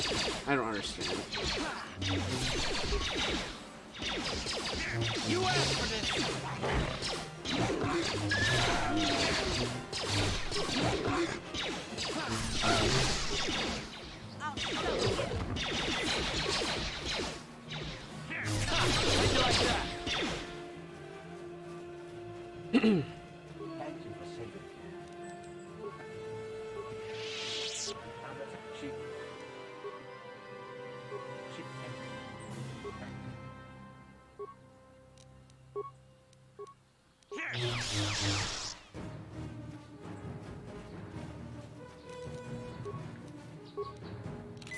Alright, let's go ahead and clear the crystal cave again.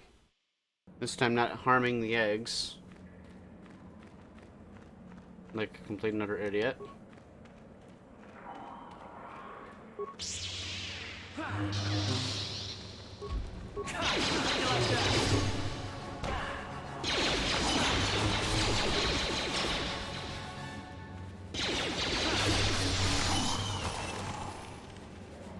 I'll wait to use level up until we're low on health.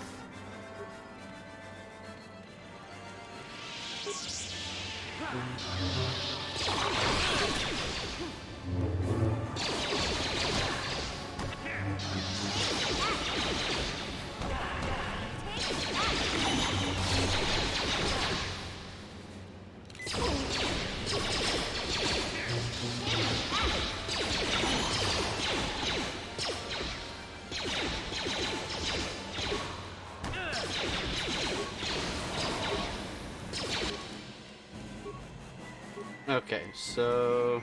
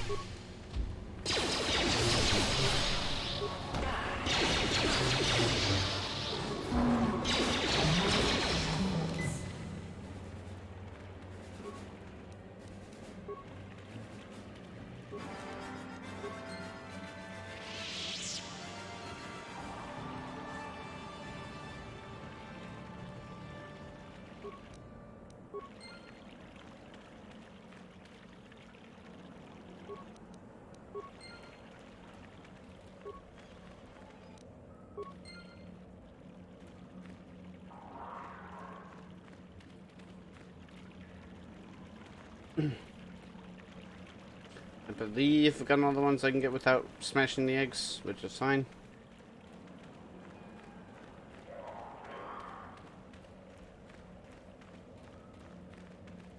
Oof.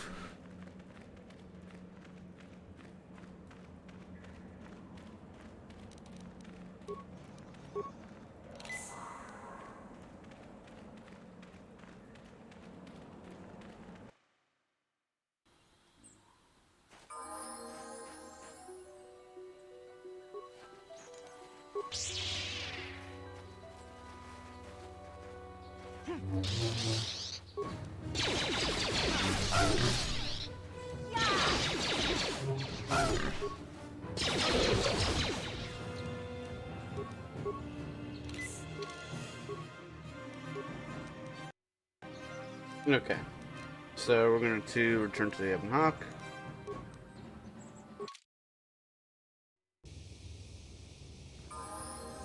Mission's going to level up. Again.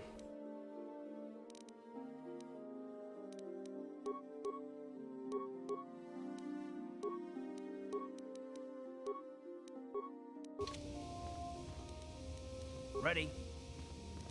Sure.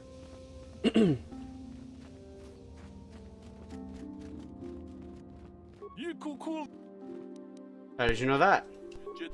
I have my sources anyway. I've got a little proposal for you. The Skinwrath caves for calling crystals valuable crystals. Sure, the Jedi use them to make their lightsabers. Not very likely they need them all, right? Be very handsomely for any crystals happen to end up in my eager hands. I doubt the Order would approve of such a transaction. It's not like you have to tell the Jedi Council what you're doing, and it's not like anyone's going to miss a few extra crystals, right? Anyway, think about it. He makes a good case. It's not like you'd be stealing or killing anyone or anything. I'm not an expert on the Jedi, but this seems like the kind of thing that could get a person into a lot of trouble.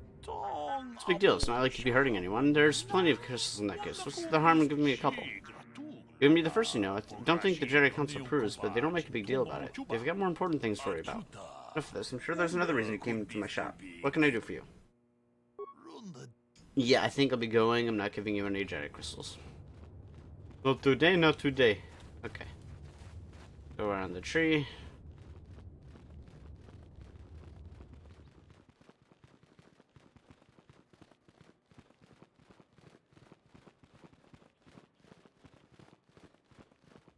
Before I move on, I actually want to go out the store over here and go talk to a person.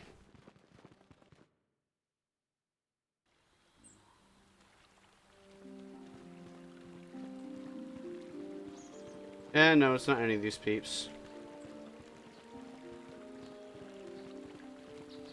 It's Elise, the crazy lady. My droid is still missing. I can feel him like a hole in my aching heart. Found your droid, but he had been destroyed by Cathhounds. My droid? Destroyed? No, this cannot be happening. I can't bear to live without him.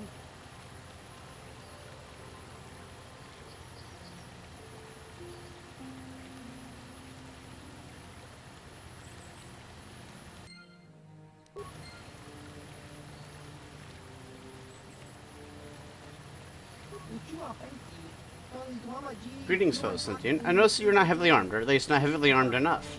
Please allow me myself to introduce myself. I am Adum, a simple merchant with much noble purpose. Purpose? Yes, purpose. Settlers, noble humans of Dantooine have been plagued by Cathhounds, raiders, and other fearsome troubles of late. It is much, much too sad to see these things happen to such people as this. Therefore, I've made this my mission to be. Mission? To overcome their troubles, they must be able to defend themselves. Therefore, I shall offer the highest of quality of weapons at the lowest of low of prices for them. I'm here offering you much in the way of weaponry at low, low prices. How can any sentient pass up such a bargain? They cannot. Weaponry it is, and weaponry I have. And what is it you would like from me this fine day? Let's see what you're selling. Yes, here's the best you can find anywhere in this world. Cassus Fett's battle armor. Oh.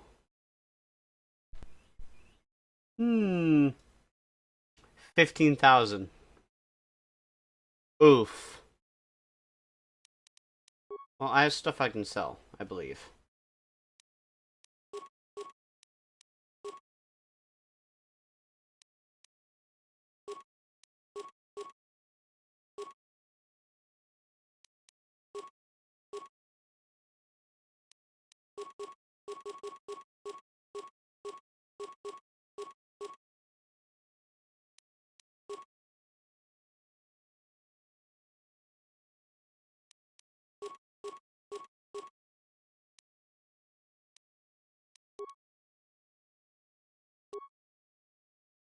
Okay.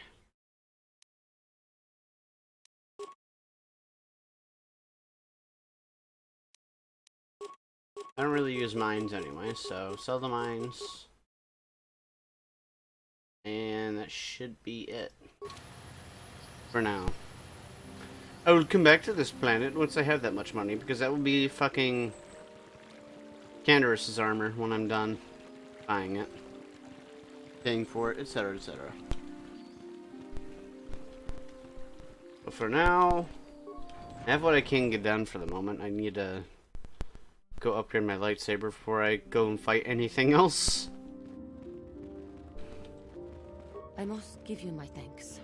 Because of you, I am once again welcome within the Jedi Order. You've spoken to the council.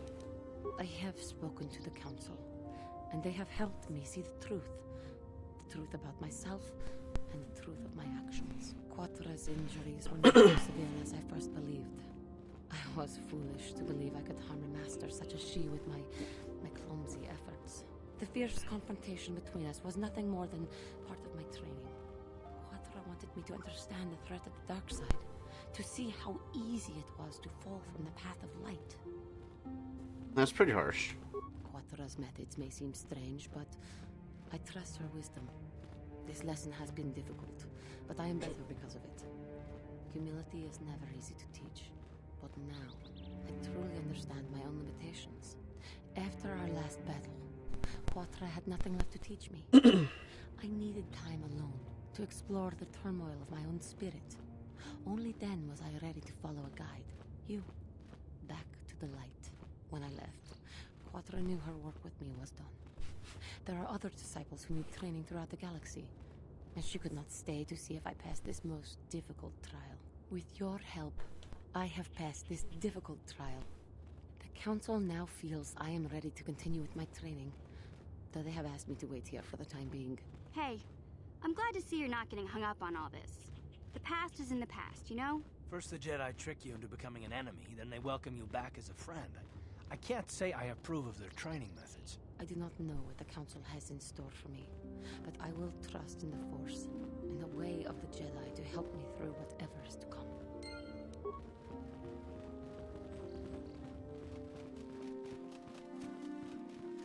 Wrong way.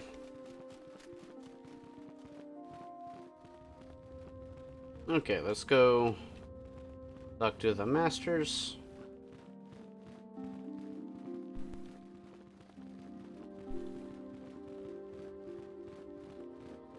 Not these masters, of course, but this master, after I tinker with my lightsaber.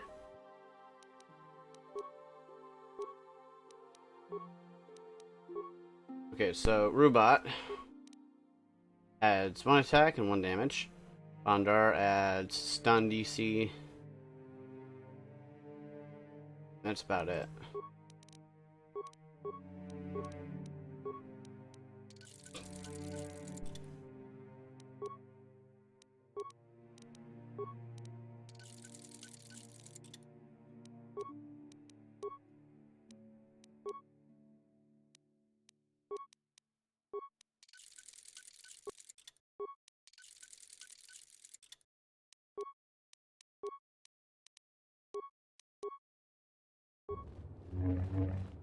Alright.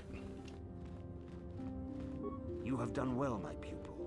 The ancient grove has been purified, and Juhani's journey down the dark path has been halted. Because of you, she walks once more in the light. But though she was saved, do not dismiss what happened to her. Juhani is both dedicated and true to the ideals of the Order, yet she was still vulnerable to the dark side, as are we all. She struck her master in anger during her training and injured her greatly. But it was Quatra's choice to test Juhani this way, and it seems to have made its point. Juhani has been redeemed, and you have passed your final test. Congratulations, apprentice. Or should I say, congratulations, Padawan. You have proven yourself worthy of joining the Jedi. Let me be the first to welcome you as a full-fledged member of our Order. Oh yeah.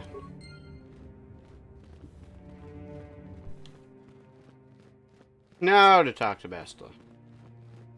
If you have questions, you should direct them toward... Or not. It is good to see Juhani has returned to the way of the light. You are to be commended for your role in this. Your actions give us great hope for the future. Your training is now complete, Padawan. And perhaps now, it is time we dealt with the matter of the dream you and Bastila shared. When we heard of the ruins in your dreams, Master Dorak recognized it as one of a series of ancient structures here on Dantooine. This one in particular lies to the east of this enclave. We sent a Jedi to investigate, but he has not returned. Perhaps sending him in the first place was a mistake. The Force is guiding you through your visions. It may be that exploring the ruins is a task tied to your destiny.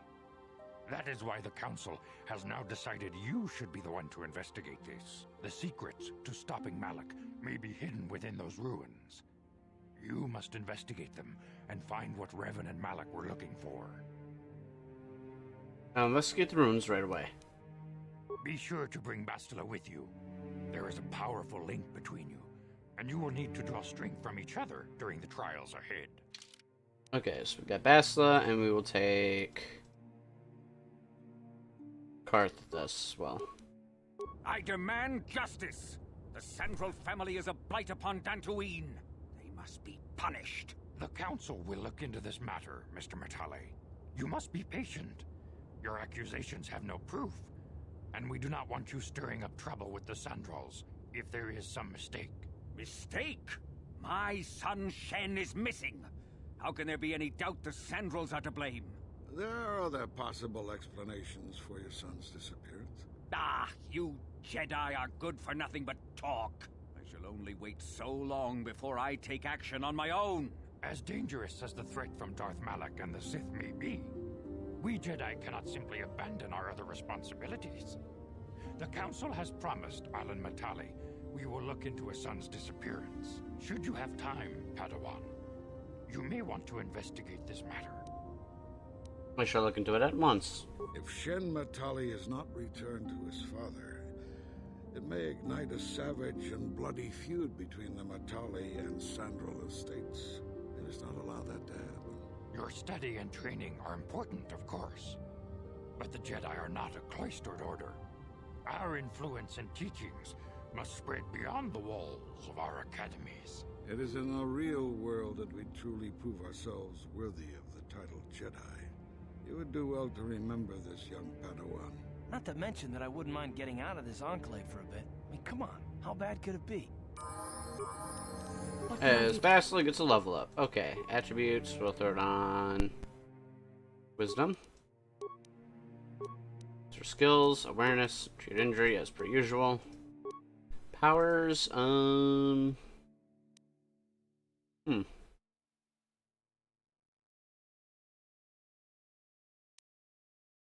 would say Force Valor. Except, oh, another level up, huh? Okay, skills, awareness, treat injury as per usual.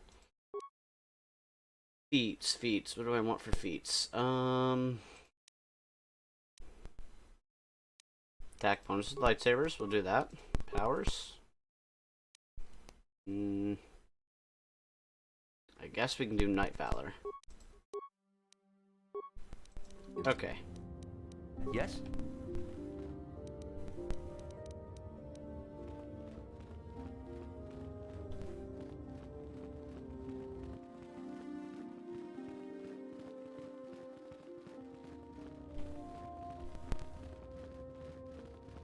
Before we go exploring, I want to go talk to shopkeepers and pick up more healing items.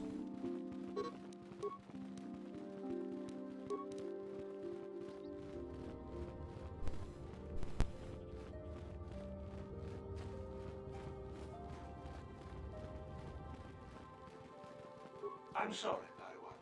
I am unable to render assistance at this time. Achuta. Achuta. Wong.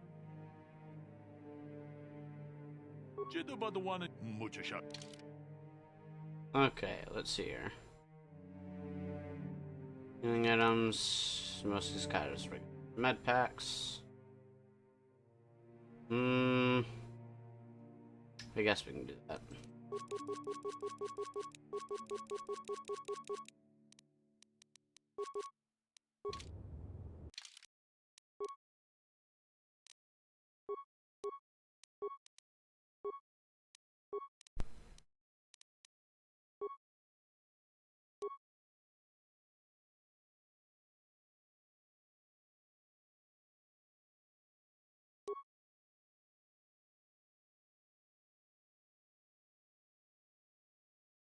Ooh, we got a Jedi robe, huh?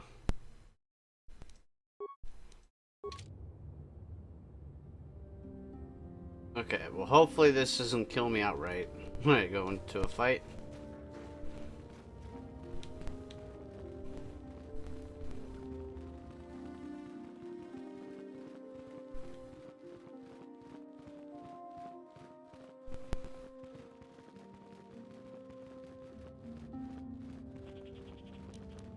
Oh wait, transit back.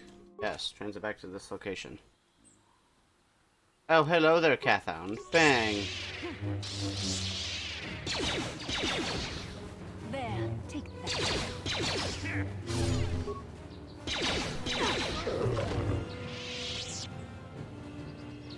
Alright, moving forward.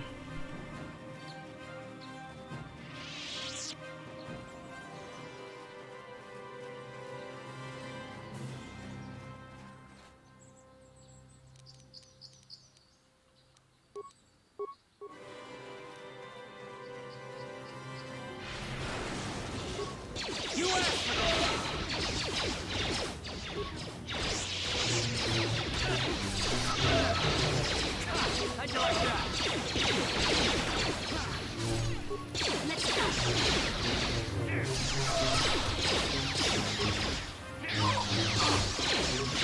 The Mandalorians!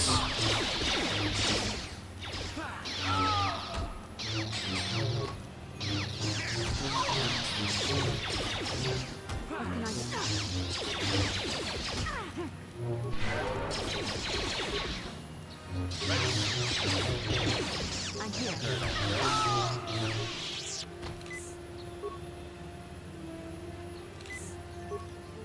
Yes?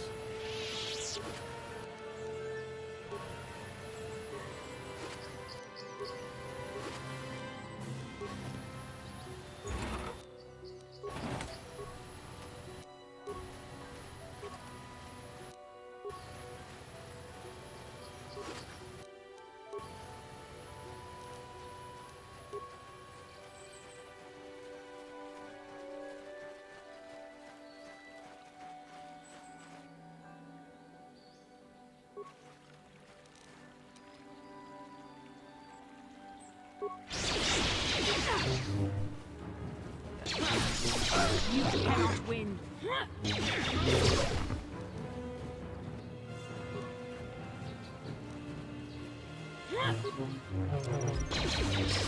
So be it.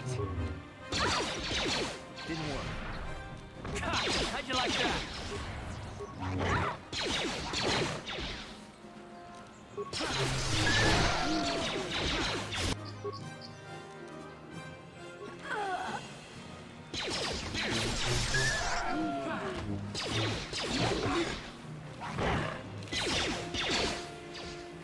Fucking book it! Whoever steps on this, shock.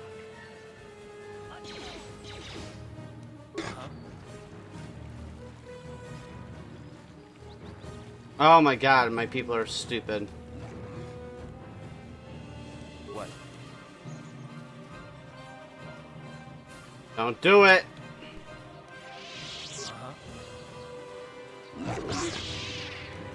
What?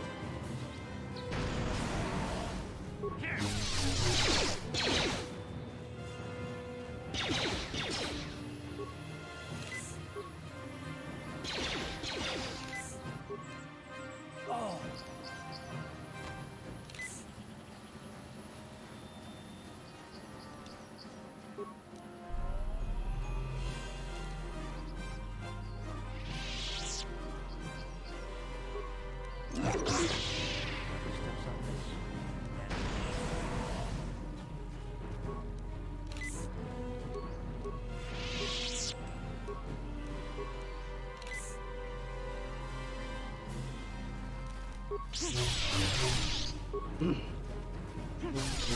Holy shit, that took forever to do.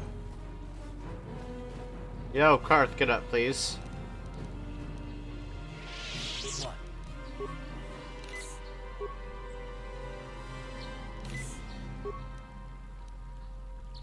Yes? Sure. I'm here. Yes? Like, dear God. Okay.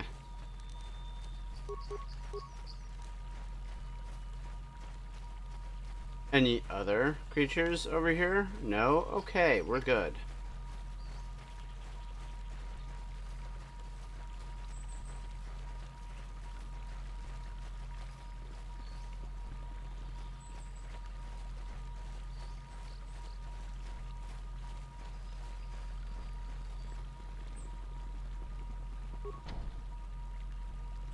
Non-family members are not permitted. Entrance, okay. Let's go around to the front, shall we? This is private property. By what authority are you trespassing on this estate? We come on behalf of the Jedi Council.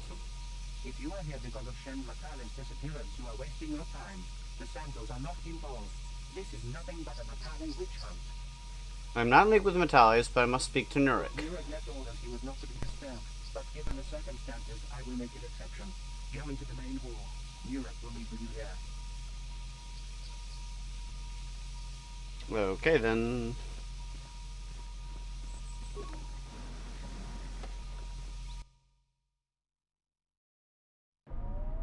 I have been informed by my protocol droid that you wish to speak to me.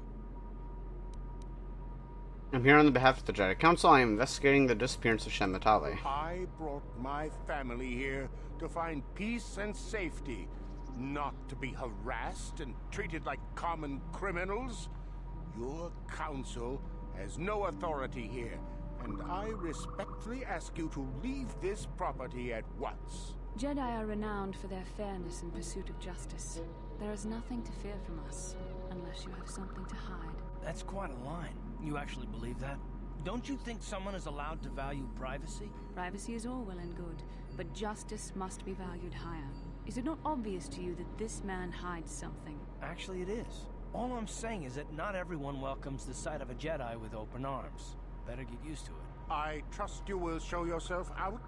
If not, my security droids will be sure to deal with you.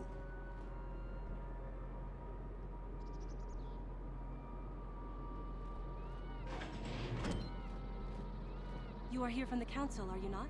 Looking for Shen Matale? Who are you? My name is Rahasia. Nurik is my father. He has not been himself since Cassis disappeared. He is mad with grief, and he is convinced the Matales are responsible. He's not thinking rationally. Does this have anything to do with what happened to Shen? My father is a good man. When my mother died, he raised me and my brother by himself. He loves his children, and we love him. I just don't want you to judge him too harshly. I only want to find Shen Matale. You must understand that Father has been under a terrible strain. I have no wish to disobey him, but there are matters where even my father's authority is not absolute. Please tell me what happened. My father has kidnapped Shen Matale. He is holding him prisoner here in the compound. He feels this is a way to get back at the Matales, a way to get even for the disappearance of my brother Cassis. I see. Well, there is the answer we seek. The Jedi Council should be informed of this at once. You don't think that perhaps there's more to look at here, do you? That maybe everything isn't what it appears? Of course not. It seems very simple to me. The Council must be allowed to decide the next step. No. Since Cassis went missing, my father has become unstable. He might hurt him if you do that. He no longer even cares if the Matales are responsible for what happened to Cassis. I am afraid my father will simply kill Shen out of a mad, misguided lust for vengeance. What happened to I Cassis? do not know. I am worried for him, truly. But I do not believe Alin Matale had anything to do with it. And now my father may take it out on Shen. Please, find Shen and rescue him before my father does something he will regret forever. I would take you to the prison, but I cannot let my father see me with you. Take this key. It will open an unguarded door at the rear of the estate. You and Shen can make your escape through there. There are many security droids guarding the halls. Please hurry. You are Shen's only hope. I will go now. Please find Shen and free him. You are my only hope. Okay, and this is where we game.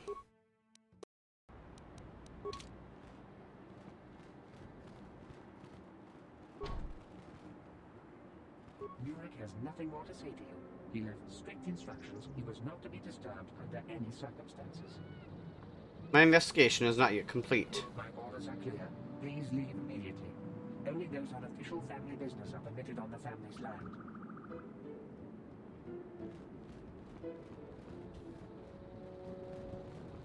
Fine. We'll go through the back door.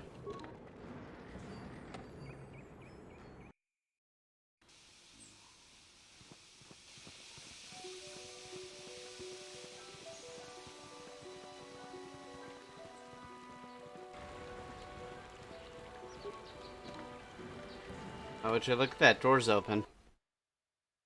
Hmm.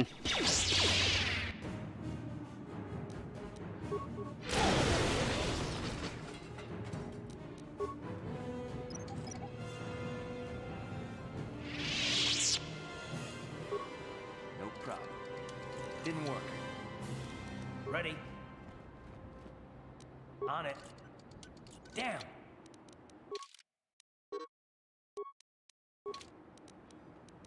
Sure.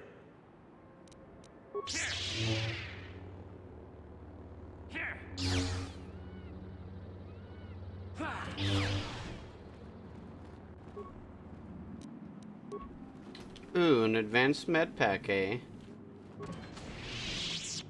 No problem. Didn't work. Shit.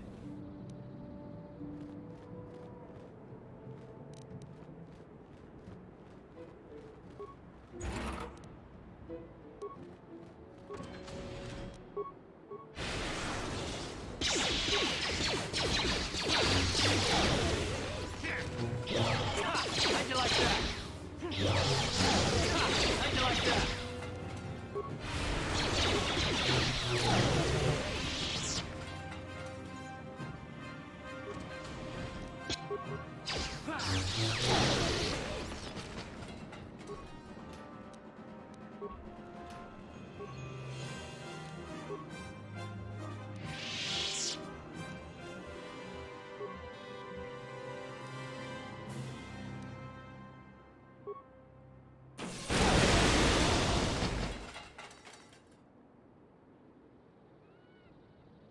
Alright.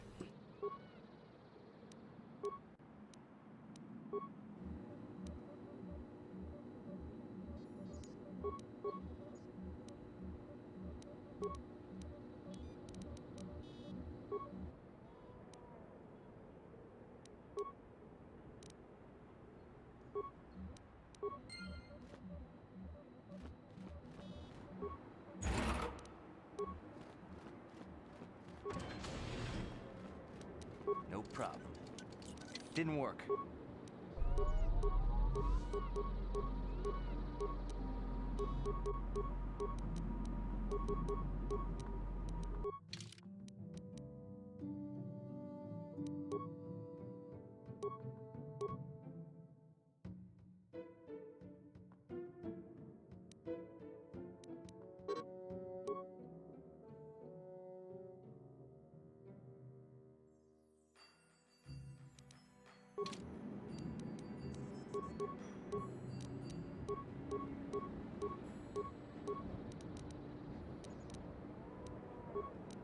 No problem. Didn't work. Why can't I use security spikes on there? What?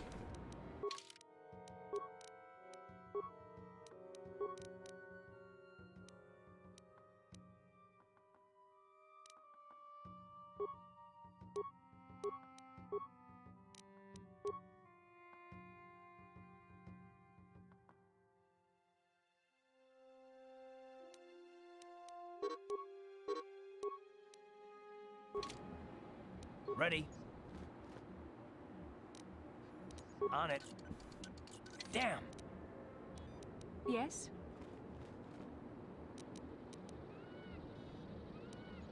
Yeah, I'm gonna have to come back through here with the droid.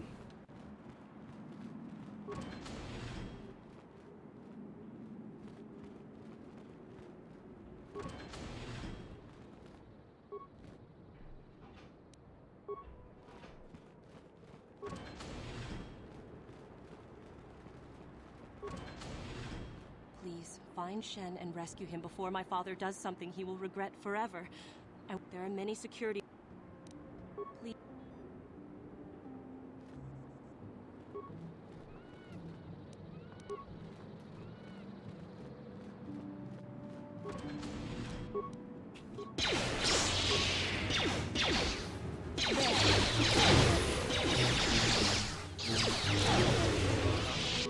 And Karth gets a level up. Okay.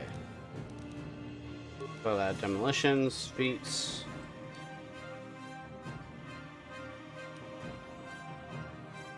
Do conditioning. What?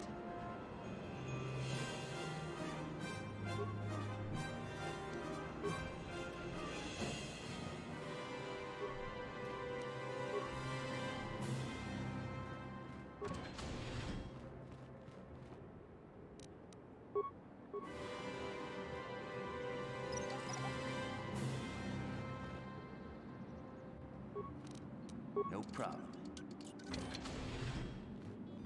Who are you? What do you want with me? Are you working for my father? I'm here to rescue Shen. Rescue me? No. I won't leave. It's too dangerous. I'll protect you, Shen. Let's It's go. not my own safety I'm concerned about. I'm worried about the fate of Nurik's daughter, Rahasia. She's been trying to convince her father to release me ever since I was captured. If I escape, Nurik will think Rahasia is to blame. Nurik is insane with grief over the loss of his son, Cassus. If I leave with you, it is Rahasia who will suffer. I cannot allow that. How can I get you to come with me? If you can convince Rahasia to escape with us, I will accompany you. Though I do not know if she'd be willing to turn her back on her home and family. Who could imagine a Sandral doing such a thing for the sake of a Matali? But if she will not go, then I too shall stay. I would rather face my own death than have her face her father's wrath because I escaped. I will go speak to Rahasia. I wish you luck.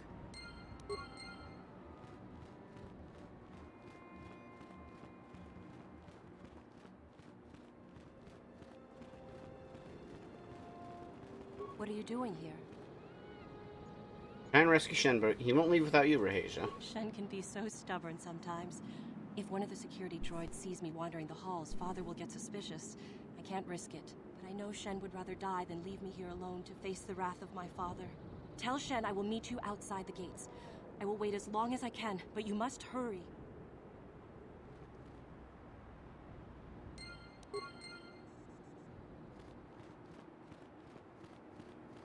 I feel like there's a door I'm missing.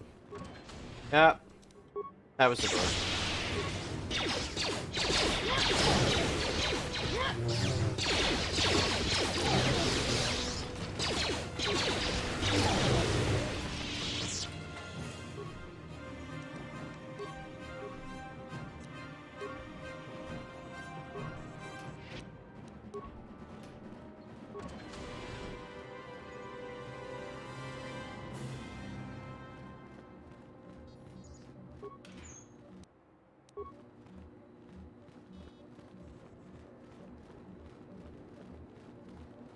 You're back. Have you... Yes, she promised she would meet us outside the I pray gates. she is not just telling me what I want to hear, but I will have to take that chance. Hurry then, we must not keep Rahasia waiting. Shen, you're safe. Rahasia! Oh, thank goodness you managed to escape. It was all thanks to this kind Jedi that we managed to get this far at all. I thank you, Jedi, for all that you have done for us. We should get out of here quickly. You're right. We should go as fast as we can.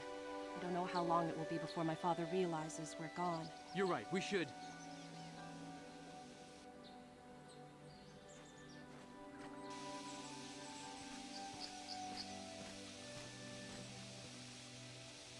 There you are, Shen. Father! Mr. Matale. Rahasia! Father! Mr. Sandral! Nurik! Alan! I knew this was all your doing. I knew you had captured my son. You had taken my Cassus from me long before that. You started it. I don't want to hear any of your excuses. Now I will get revenge for your transgressions. You two just need to calm down. Please listen to him, Father. Why should I listen to the Jedi? All you want is to remain with that Sandral harlot. My daughter is not a harlot, Matale dog. Both of you calm down now. We are trying to be reasonable here, of course. We are sensible people, after all.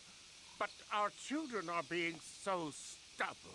If Shen would just understand that he has to do what I want, this would all be solved easily. Shen is capable of making decisions on his own. No, I won't let you do this. I don't care. Rahasia and I will live on our own if you won't accept us. You will do no such thing. I am your father, and I order you to come back with me. No, Father, I won't. Rahasia, you will not leave with this Matale boy. I am, Father, and you can't stop me. We're leaving for the Enclave. You foolish girl. Do not try to force them to return. You expect us to just let them leave? Droids, stop them! You will not turn your droids on my daughter. Droids, don't let them take Rahasia. We appear to be at an impasse then. And they got away. It is your fault, Alan. You were always too violent for your own good. Me? You were the one who rushed out here with war droids. Both of you, calm down. I will not rest until I have my Shen back. The Council will hear of the troubles you caused, Jedi. Indeed they shall. Yeah, okay. Socias. Assholes. You think they're gonna care about me? Gonna care about the kidnapper and the idiot who thought it'd be a good idea to take war droids to go rescue his son.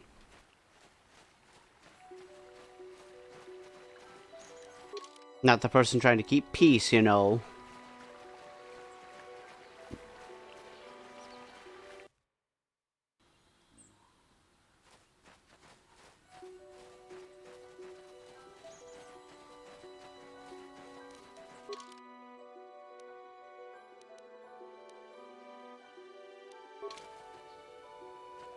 Yes?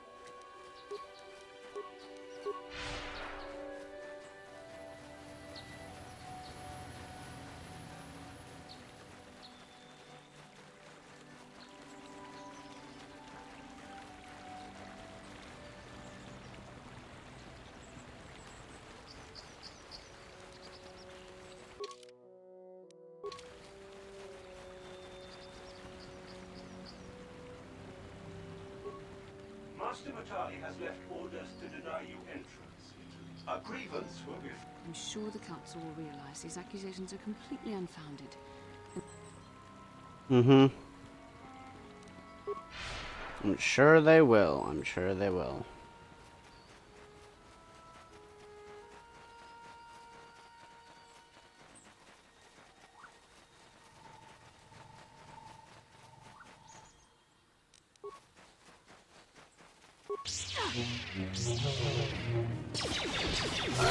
Ready? Yes?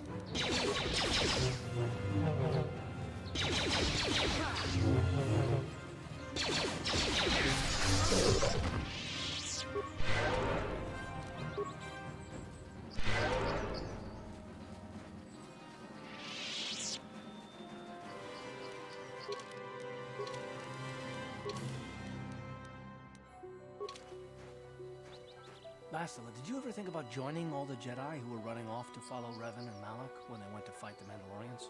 That was nearly 5 years ago. I was still an apprentice. My battle meditation hadn't even manifested itself. Yet even then I had the wisdom to obey the will of the Council. Unlike Revan. I guess. Still, do you ever wonder if things could have been different? I mean, would Revan and Malak still have been corrupted if the Council had supported them instead of dragging its feet? Do not blame Revan's corruption on the Council. Your Republic saw only the threat of the Mandalorians, but the wisdom of the Masters saw beyond the immediate threat. What did they see exactly? There was something lurking out there. Something that devoured Revan and Malak, and many other Jedi. Had the Council sent us all into the unknown, how many more would have fallen?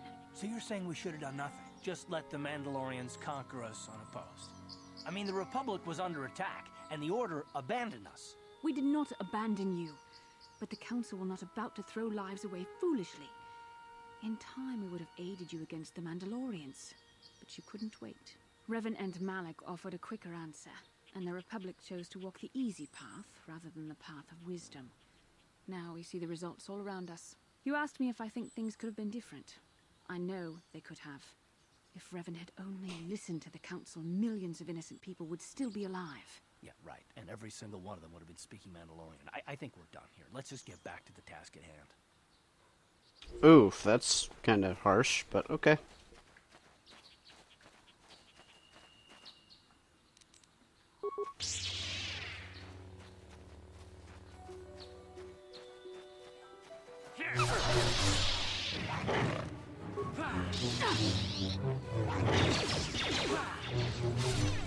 How'd you like that?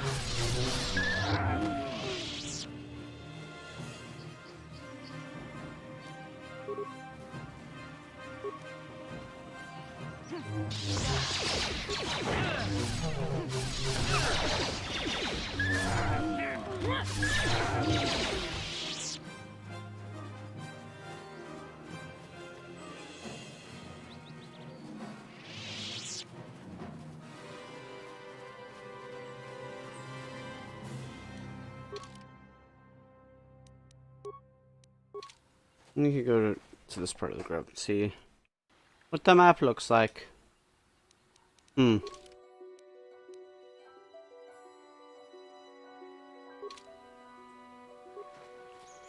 Yeah, oh, come on, we're getting stuck now. Back! Also...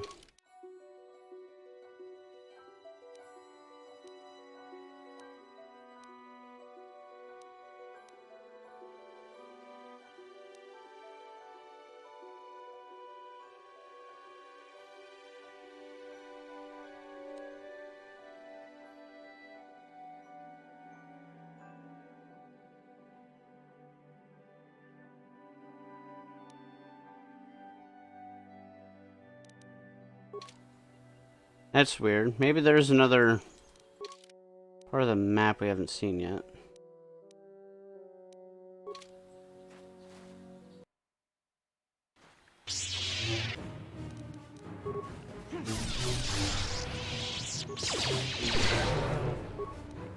You asked for this!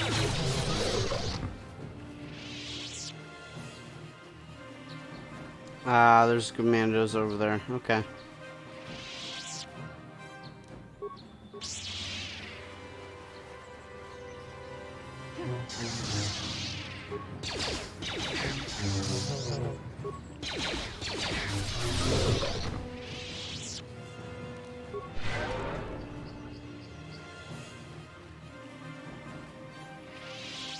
Ah, so this is the meddler. You have caused us far too much trouble for a mere Jedi. I will add your head to those of the other Jedi I have killed, and take yet another lightsaber for my own. Now you will know why the Mandalorians are feared.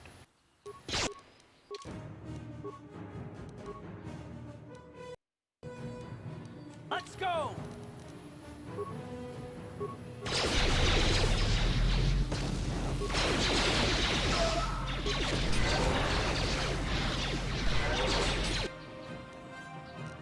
The hell?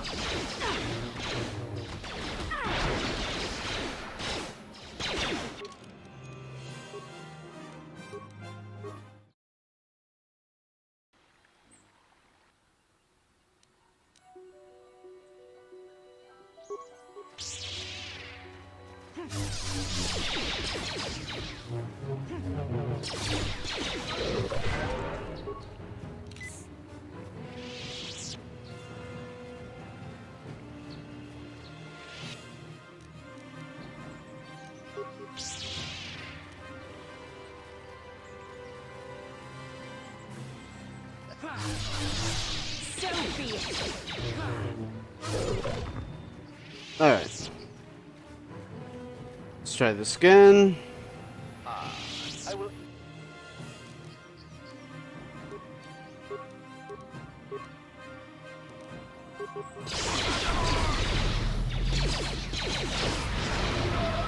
Down you go!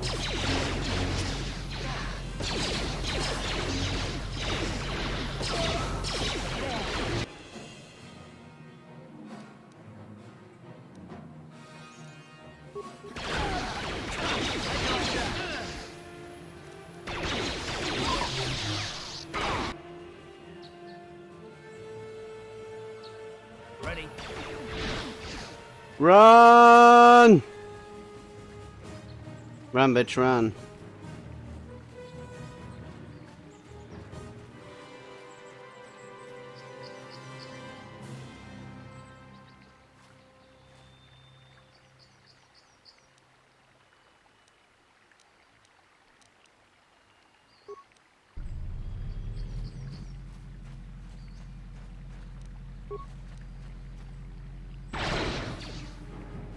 Let's go!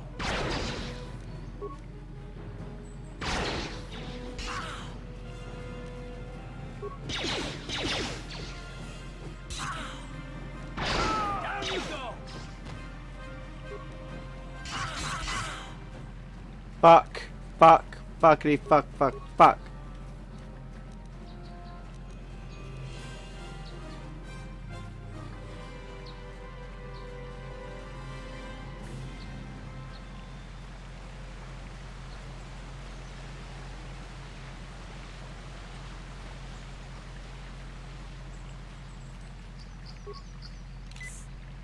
Oh!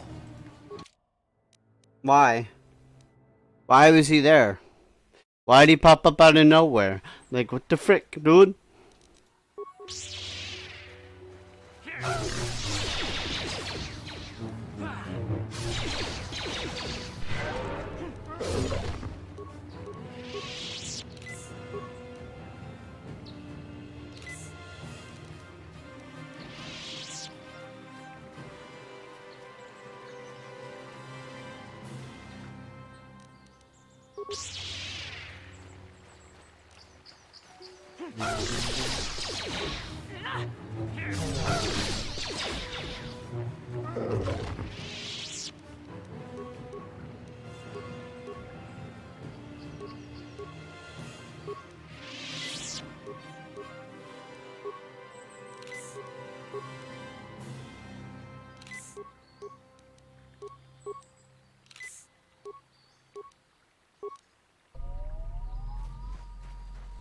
Alright, now that I'm hopped up on drugs, let's go.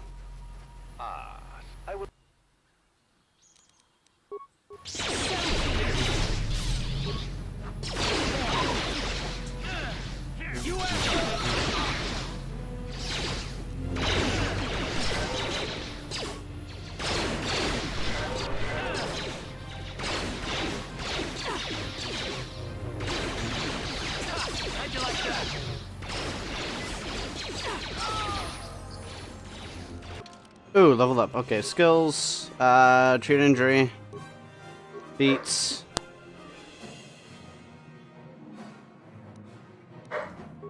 Improve toughness, powers, Super shock.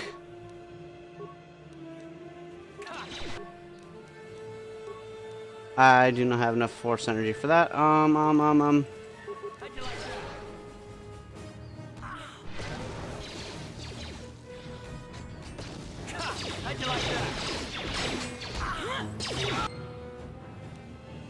Oh yeah, okay, take these guys out now. Let's go.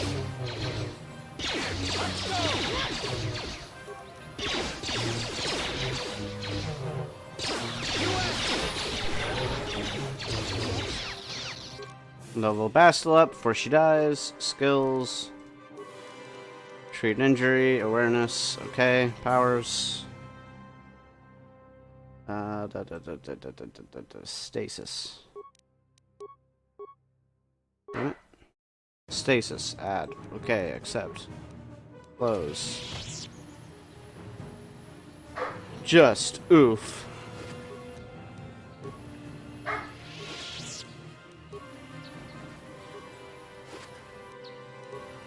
Yeah, lightsabers. What the hell?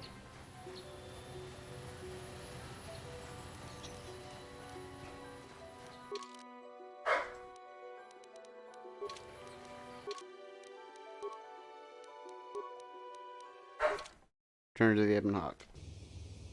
Now we'll be right back. I gotta go let my dog out.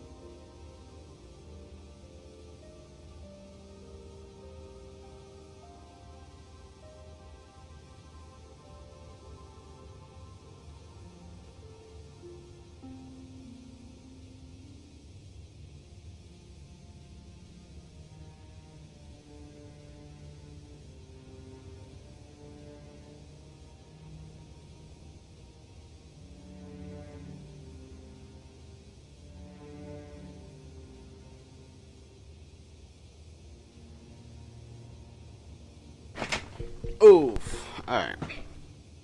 Let's go ahead and complete these quests. Sure. Yes, everybody has problems with me because I'm doing the right thing, but I don't give no craps. Okay.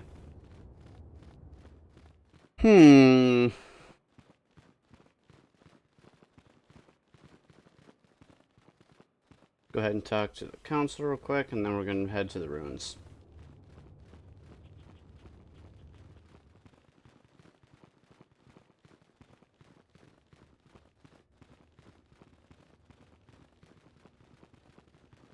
Rahesia Sandral and Shen Matali have come here seeking shelter against their families.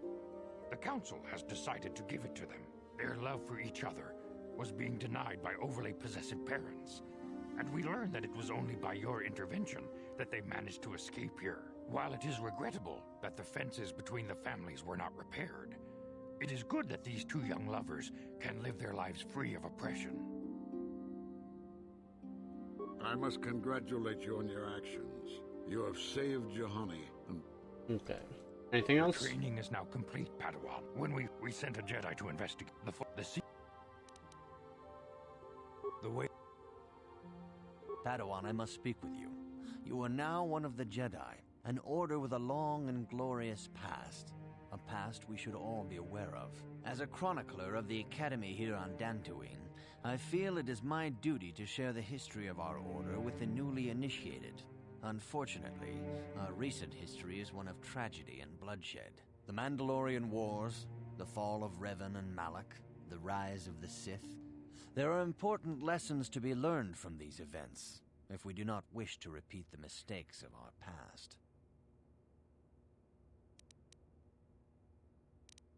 I'm eager to learn, Master Torak. Of course, I could not tell you the entire history of our order. The Jedi have existed for thousands upon thousands of years. We are as old as the Republic itself. Instead, I will begin 40 years ago with the War of Exar Kun.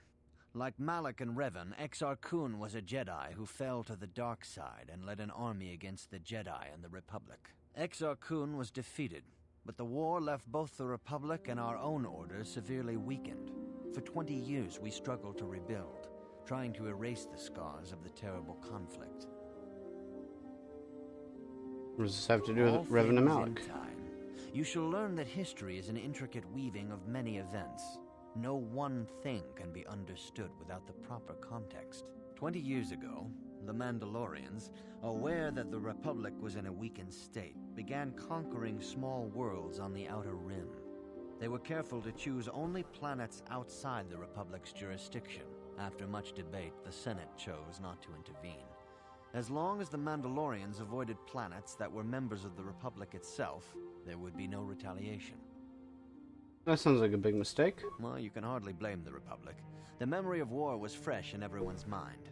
Nobody was eager to relive the horrors in a campaign against the Mandalorians. But in the end, it was unavoidable. The Mandalorians stockpiled resources from their conquered worlds, preparing for massive assault. 7 years ago, they launched a simultaneous attack in 3 separate sectors of Republic space. The Senate had no choice but to retaliate with the entire Republic fleet. The Mandalorian Wars had begun. Did the Jedi join in? The Republic petitioned the Jedi Council for aid, but there were many factors to consider before we allowed ourselves to be drawn into another conflict, so soon after the war with Exar Kun. While the Jedi Council preached patience, there were many among our order who were eager for us to join the battle. 2 young knights in particular demanded immediate action, Revan and Malak. They rallied many of the Jedi to their cause, and against the wishes of their masters, joined the Republic fleet battling the Mandalorians. Revan was a brilliant military leader, and the Republic fleet began to win victory after victory. 4 years ago, the Mandalorians surrendered unconditionally.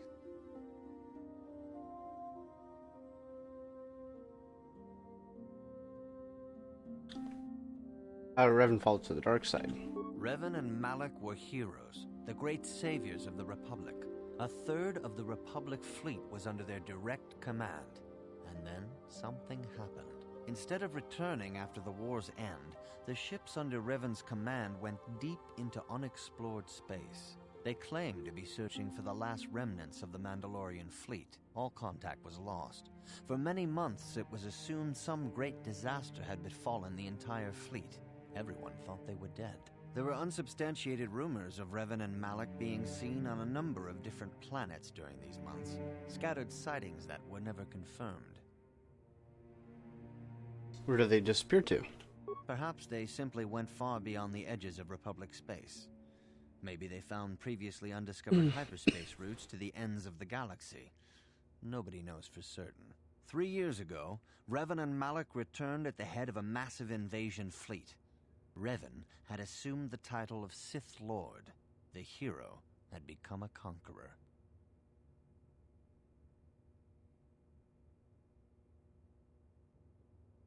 Where did Revan get the ships for the Sith fleet?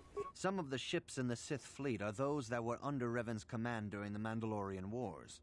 But many more are of an alien design we've never seen before. The source of this massive fleet is one of the many things about the Sith we cannot explain.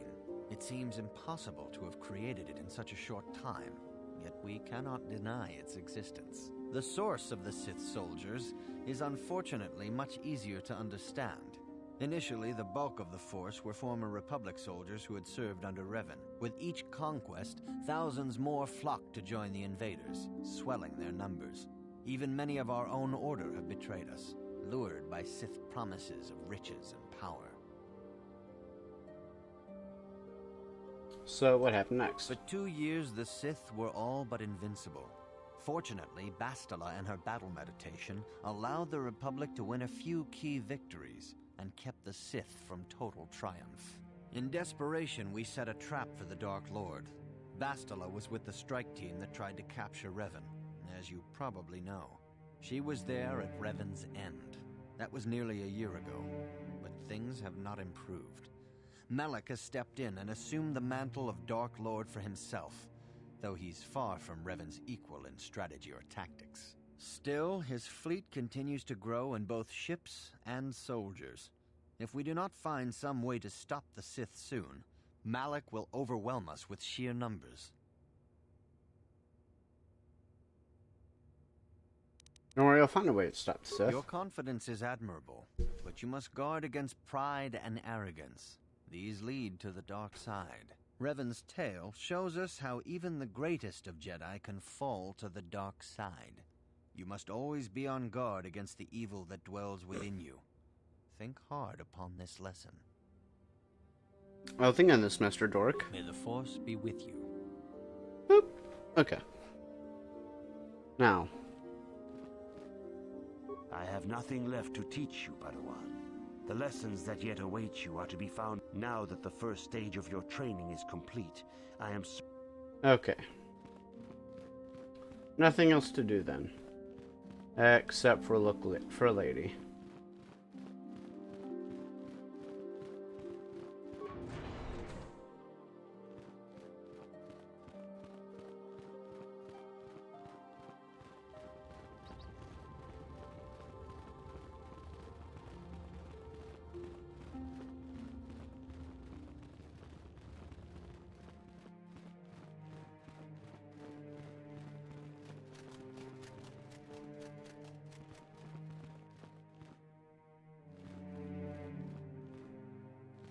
What do you want? Now, Samt, don't be so rude. If it wasn't for this young Jedi, we wouldn't have met. I took the loss of my droid much too hard. I feel I must apologize. There's no need. But I must. I was much too attached to my droid. It was all that was left of my husband, you see. Maybe I thought that through the droid, my husband could live again, be with me still. I think we understand. Love can do strange things to anyone. But I went too far. I could not see what was missing in living a normal life. Fortunately, in my grief, I returned here and ran into Samt, an absolutely fascinating man. Seems quite nice. Samt and I got to talking, and, well, we have a lot in common. I think we'll be seeing more of each other. It's funny how things work out in the end. Maybe there is such a thing as fate, after all. But I think we should be going now. We have so much more to talk about. I just wanted to thank you for what you've done for me and what you tried to do. Goodbye, and thank you. Thank you for that. I'm sorry we have nothing of value to give you as a reward. Our families have cut us off completely. Had the council not taken us in, we would be foraging in the wilderness to survive. I'm glad I could just help you out. When I first met Shen, I feared our forbidden love was doomed to a tragic end. But thanks to you and the Jedi Council, our story ends in joy. Rahesia and I cannot thank you enough for what you've done for us. Now we will finally have a place to share our love, without fear of reprisals from our families. I'm just glad I could help you out. Rahesia and I can spend the rest of our lives together. All thanks to you. I wish you the best of luck, Shen. I hope you two find the happiness I once knew myself.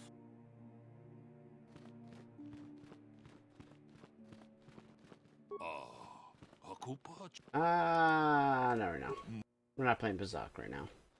Or Pazik, as certain Twilight girl likes to call it. Mission, cough cough.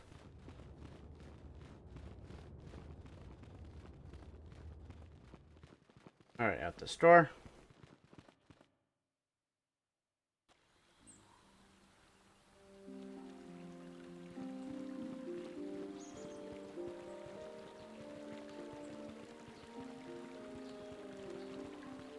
Have you found the Mandalorian race? I fought and killed their leader. Thank you, young master. My daughter can now, I think, rest in peace. Here is the reward I promised you. There's no need for a reward. No, please take it. This pitiful amount will never be enough for what you have done for me. Again, I thank you. I will be sure to tell the council of your great deed.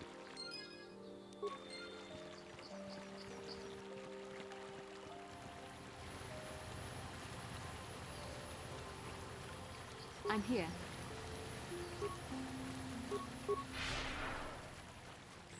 Speed.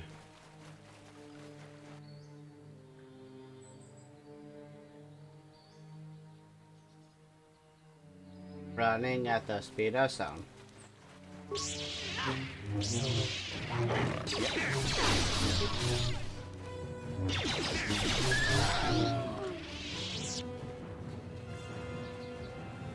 What can I do?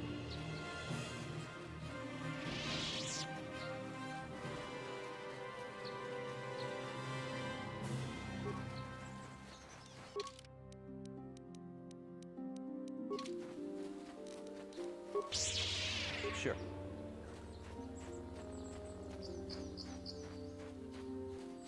The hell?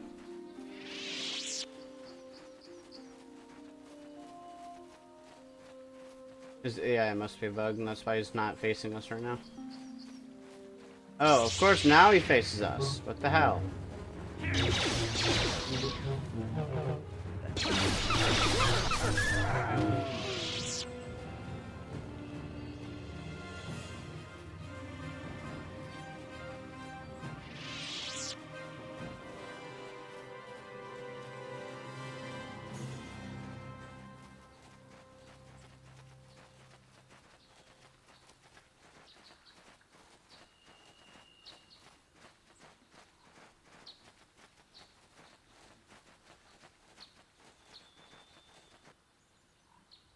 Alright. Moment of truth.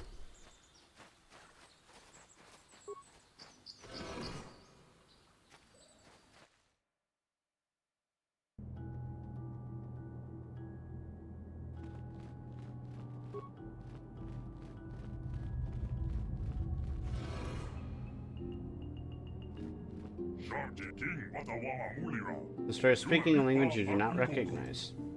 What language is that? What are you trying to say? Bessel, do you have any idea what the story is saying? I think the droid is trying to communicate with us by cycling through a variety of languages. Each time it spoke, it was using a very different alien dialect. The droid can probably understand us. The only problem is it may not have been programmed with the phonemes of a language we can understand. It can reproduce any language spoken by the slaves and builders. Hey, I understood that. I recognize this language as well. It's an archaic variant of the Selkath dialect spoken on Manaan. Why would a droid on Dantooine be programmed to speak ancient Selkath? Communication was vital to ensure that the slaves constructed this temple according to the wishes of the builders. But you are not of the slave species, neither are you of the builders. You are like the one who came before. It must be referring to Revan. The Dark Lord and Malik likely encountered this droid when they explored these ruins. What are you? Why are you here? I am the Overseer. The builders programmed me to enforce discipline among the slaves, while this monument to the power of the Starforge was constructed. At project completion, all slaves were executed. I was reprogrammed to serve should a builder return in search of knowledge of the Starforge. What are these builders you keep talking about? Builders of the great masters of the galaxy, the conquerors of all worlds, the rulers of the infinite empire, and the creators of the Starforge. These builders must have been an extinct people. Though it is strange, there's no record of their existence. Even the archives of the Jedi Academy make no mention of them. In the years before the Republic, the Hutts were a dominant force in the galaxy, but they never constructed an empire. In fact, I know of no species that would fit with this information. Droids speak Selkaths. Maybe they were the builders. Something must have happened to wipe the builders out. The empire of the builders is infinite and everlasting. None can stand against their might and the power of the Starforge. Have you seen a builder recently? I've been here ever since the completion of the monument, and all this time no builder has returned to seek information on the Starforge. How long have you been here? My chronological circuits have marked over 10 full revolutions of the system's outermost planet around the sun since builders left. 10 revolutions would take more than 20,000 years. If this is true, then this droid is nearly 5,000 years older than the Republic itself. There must be some mistake. There is no mistake. The builders constructed my chronological circuitry using the technology of the Starforge itself. The calculations are infallible. What is the Starforge? The Starforge is the glory of the builders, the apex of their infinite empire. It is a machine of invincible might, a tool of unstoppable conquest. But what is it? What does it do? The Starforge is the glory of the builders. The apex... Okay, The can't droid is answer. obviously not programmed with the knowledge we seek. The Starforge sounds like some type of weapon, perhaps. Or in fact, it could be anything. Could have been a factory or weapons plant? Maybe. That might explain how the Sith were able to amass a fleet so quickly. But I suspect the Starforge is more powerful than a mere factory. Maybe the droid has more information we can use. It seems to respond to you. Perhaps you should ask it something else. Tell me about Revan and Malik, the ones who came before us. The ones who came before you, the ones like you, not builders but not slaves, sought knowledge of the Starforge and its origins. They proved themselves worthy. They discovered the secrets of the Starforge locked beyond the sealed door behind me. But there was another who failed to unlock the secrets and paid the ultimate price. The droid must be talking about poor Nemo. The Council sent him here to investigate, and it cost him his life. How can I prove myself worthy? Enter the proving grounds to the east and west. Within them, those who understand the will of the builders can unlock the secrets and open the doors. For those who fail will be destroyed by the power of the temple itself. More than this, I am not programmed to say. Revan and Malik unlocked the sealed door and uncovered the secrets of the Starforge. Now Malik is using the Starforge to fuel his conquest of the Republic. We have to find out what they uncovered. We have to find a way to unseal these doors to learn more about the Starforge. The Republic is depending on us. Oh, almost forgot. Ooh. Bastila! Your new armor. I mean, you are Jedi Knight, and I'm just a regular Jedi. Boom.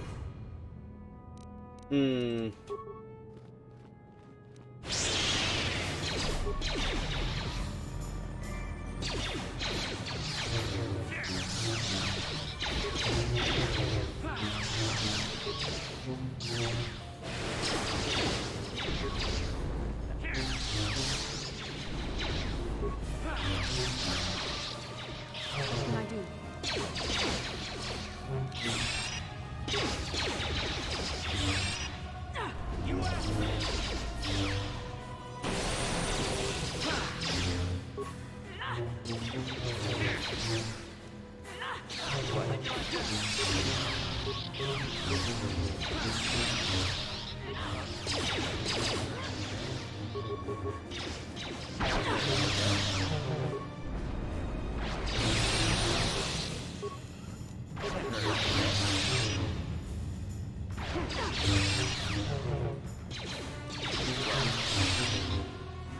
Let's make this quick.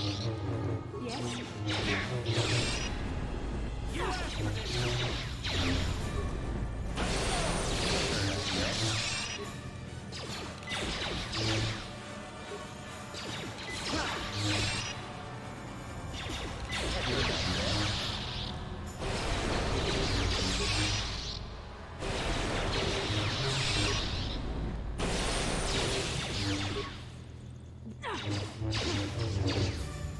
Come on, destroy it.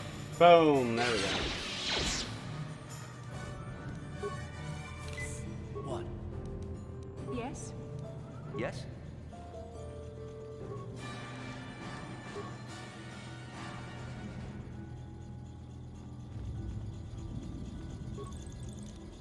Um.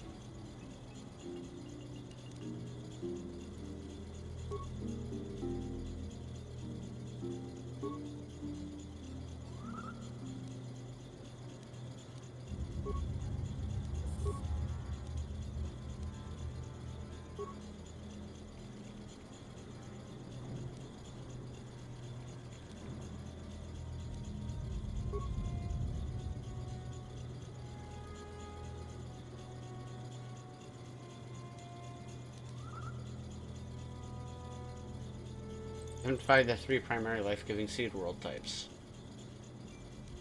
Grassland, Arboreal, Oceanic.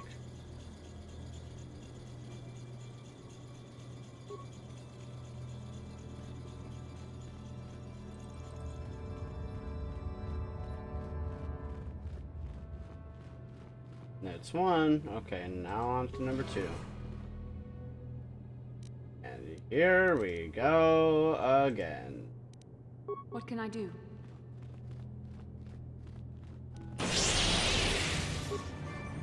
What?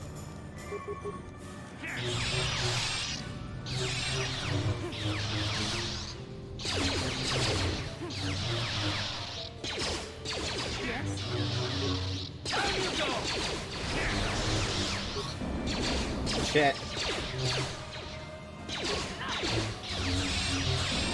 Shit.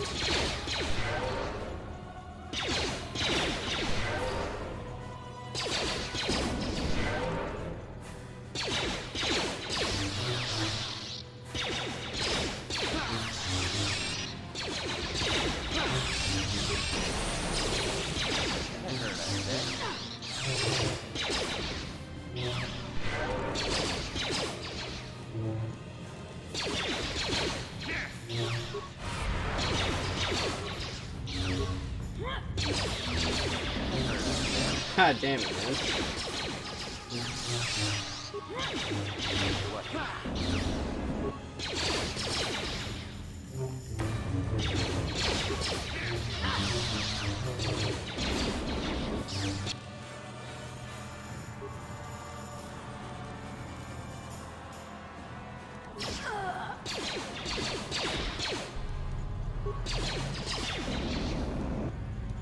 You're kidding, right? I heard I said.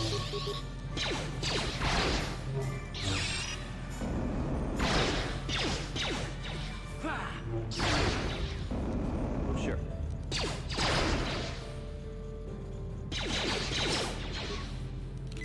You asked for this.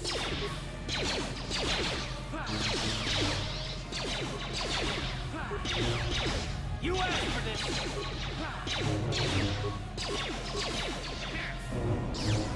Ooh, get them power attacks. Come on.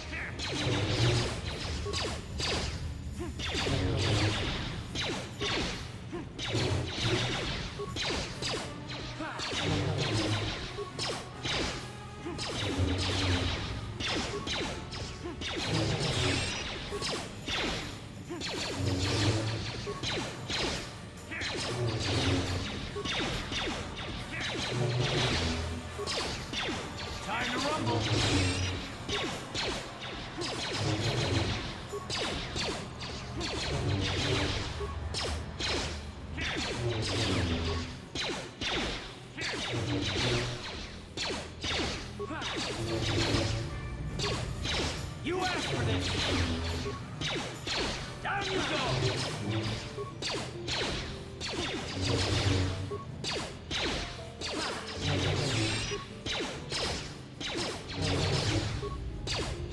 Let's go! How'd you like that?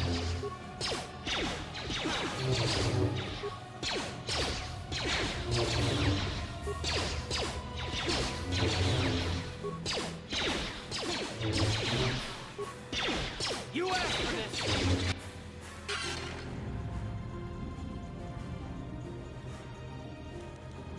I'm here.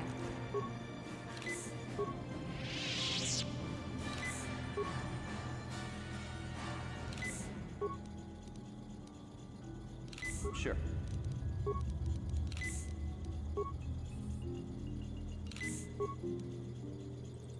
Med packs everywhere. Yes?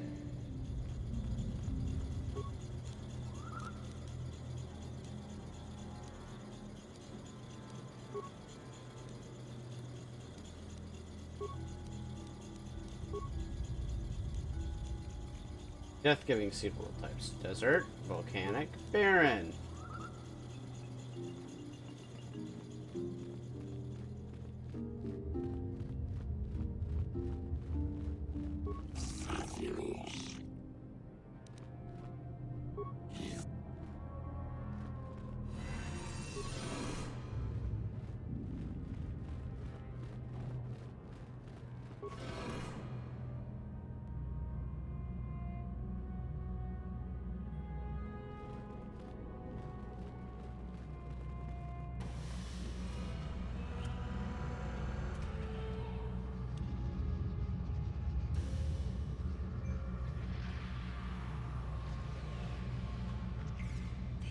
This must be what Revan and Malik found when they entered this temple. This must be where their journey down the dark side began. I don't get it. Is this the Starforge? This is a map. Some sort of intergalactic navigational chart. Revan and Malik must have used this to lead them to the Starforge. We could use this map to follow their path and find the Starforge ourselves, but we must be wary. They may have laid traps or concealed what they found. Don't understand about the Starforge. What does it do? I don't know, but Revan and Malik were very interested in finding it. It must be a tool of some type, or maybe a weapon. Perhaps the Council can tell us more, but I think this map might be the key to finding the Starforge, whatever it is. See this world here? This looks like Korriban, a Sith world. And if that's Korriban, then this is Kashyyyk, and Dantooine, and here's Manaan. There are pieces missing. Incomplete hyperspace coordinates, corrupted data, and there doesn't seem to be anything indicating where the Starforge itself might be. Perhaps those worlds have more clues. I was thinking that too. This map can't take us to the Starforge, but I know that Revan and Malik visited Korriban at least once. Perhaps they discovered something more there. They may have found something on each of the other worlds that completed this map. Maybe if we find all the pieces, they'll lead us to the Starforge. Some way to destroy it. That sounds like quite a supposition. What if you're wrong? What if I'm right? We can't ignore this. Finding the Starforge might very well be the key to defeating the Sith. We must inform the Council of what we've discovered. They must decide our next course of action. Right. Though I suspect our task has only just begun.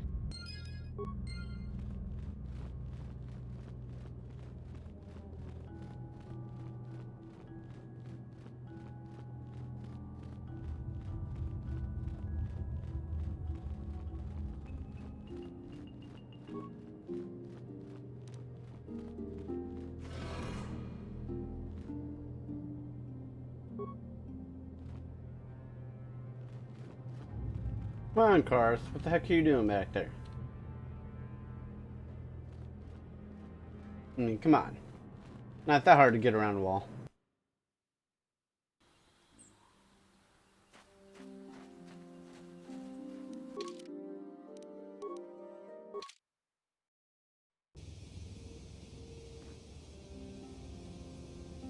How can I help?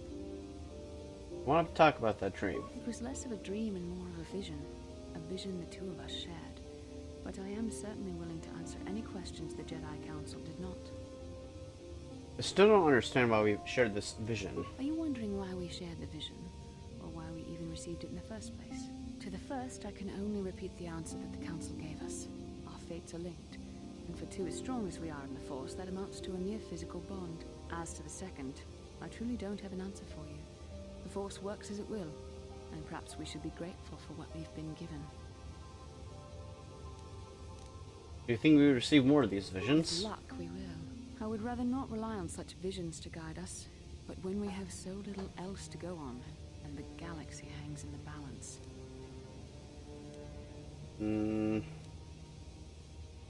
What do you think Malik and Revan were doing?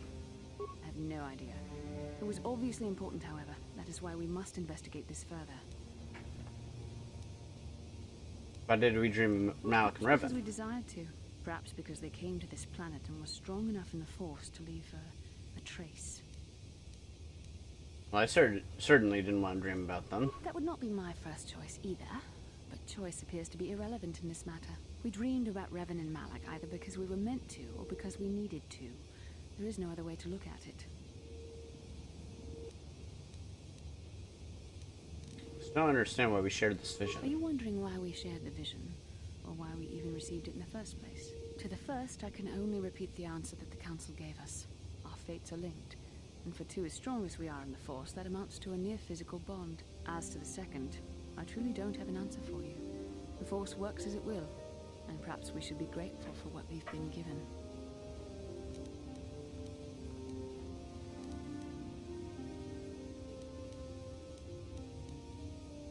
Never mind. As you wish. You really should return our thoughts to business anyway. Okay. Now then. Let's see the Jedi Council and get our assignment. And then I'm gonna take a break and get some food ordered in my house. And then play more games. But probably not this, because I've been playing this for the past like 5 hours. So. Oof. Ah, you have returned, young Padawan. Have you discovered what it was that Revan and Malik sought in those ruins? We found an incomplete star map and mention of something called a Star Forge. This news of a Star Forge is disturbing. Action is required, but we must not do so in haste. We must discuss recent events in light of this new information. We should consult the Jedi archives to see if there's any mention of the Star Forge and what it might do. We must learn why Revan and Malik sought it out. Return to your ship with Bastila, and we will summon you when we are done. Padawan, you have done well in discovering the star map hidden within the ancient ruins. But there is more you must do in the battle against Malik and the Sith. We Jedi know victory over the Sith will not come through martial might. The Council has a mission for you, Padawan. I've consulted our vast archives in an effort to discover the nature of this Star Forge, but all my efforts have been in vain. Still, the Council are in agreement. The Star Forge must be found. Revan and Malik sought it out when they began their tragic fall. The Star Forge is surely a powerful tool of the dark side. The star map in the ruins showed you 4 planets, but it was incomplete.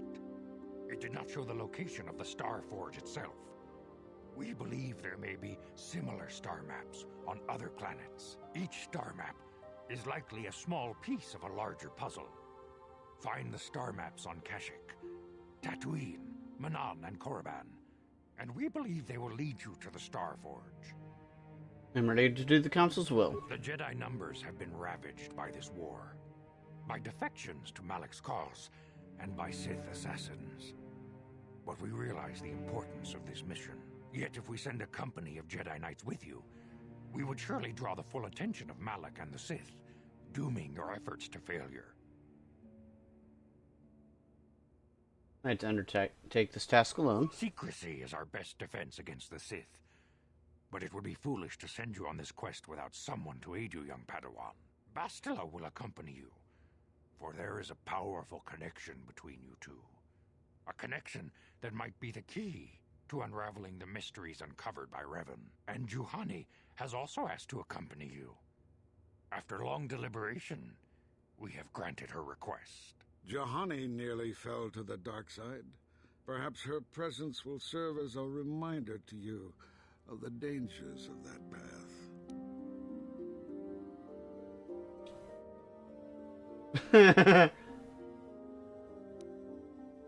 There are others who want to join me. Of course, those who aided you on Taris will also come. They possess skills you may find useful in your quest. Remember that secrecy and discretion are paramount to your success. You will not be able to hide the fact that you are a Jedi, nor should you. But the true nature of your mission must not reach Malak's ears. You may return here at any time. Dantooine will be a sanctuary for you, a safe haven. Here you can find supplies and whatever advice or other aid we may give you. You can count on me, I will not fail. You can leave whenever you wish. The sooner the better. The longer you wait, the stronger Malak becomes. But first, a warning, young Padawan. The lure of the dark side is difficult to resist. I fear this quest to find the Star Forge could lead you down an all too familiar path. The fate of the galaxy is in your hands, young Padawan. We pray you are up to the challenge. Foreshadowing Be with you. at its finest. Okay.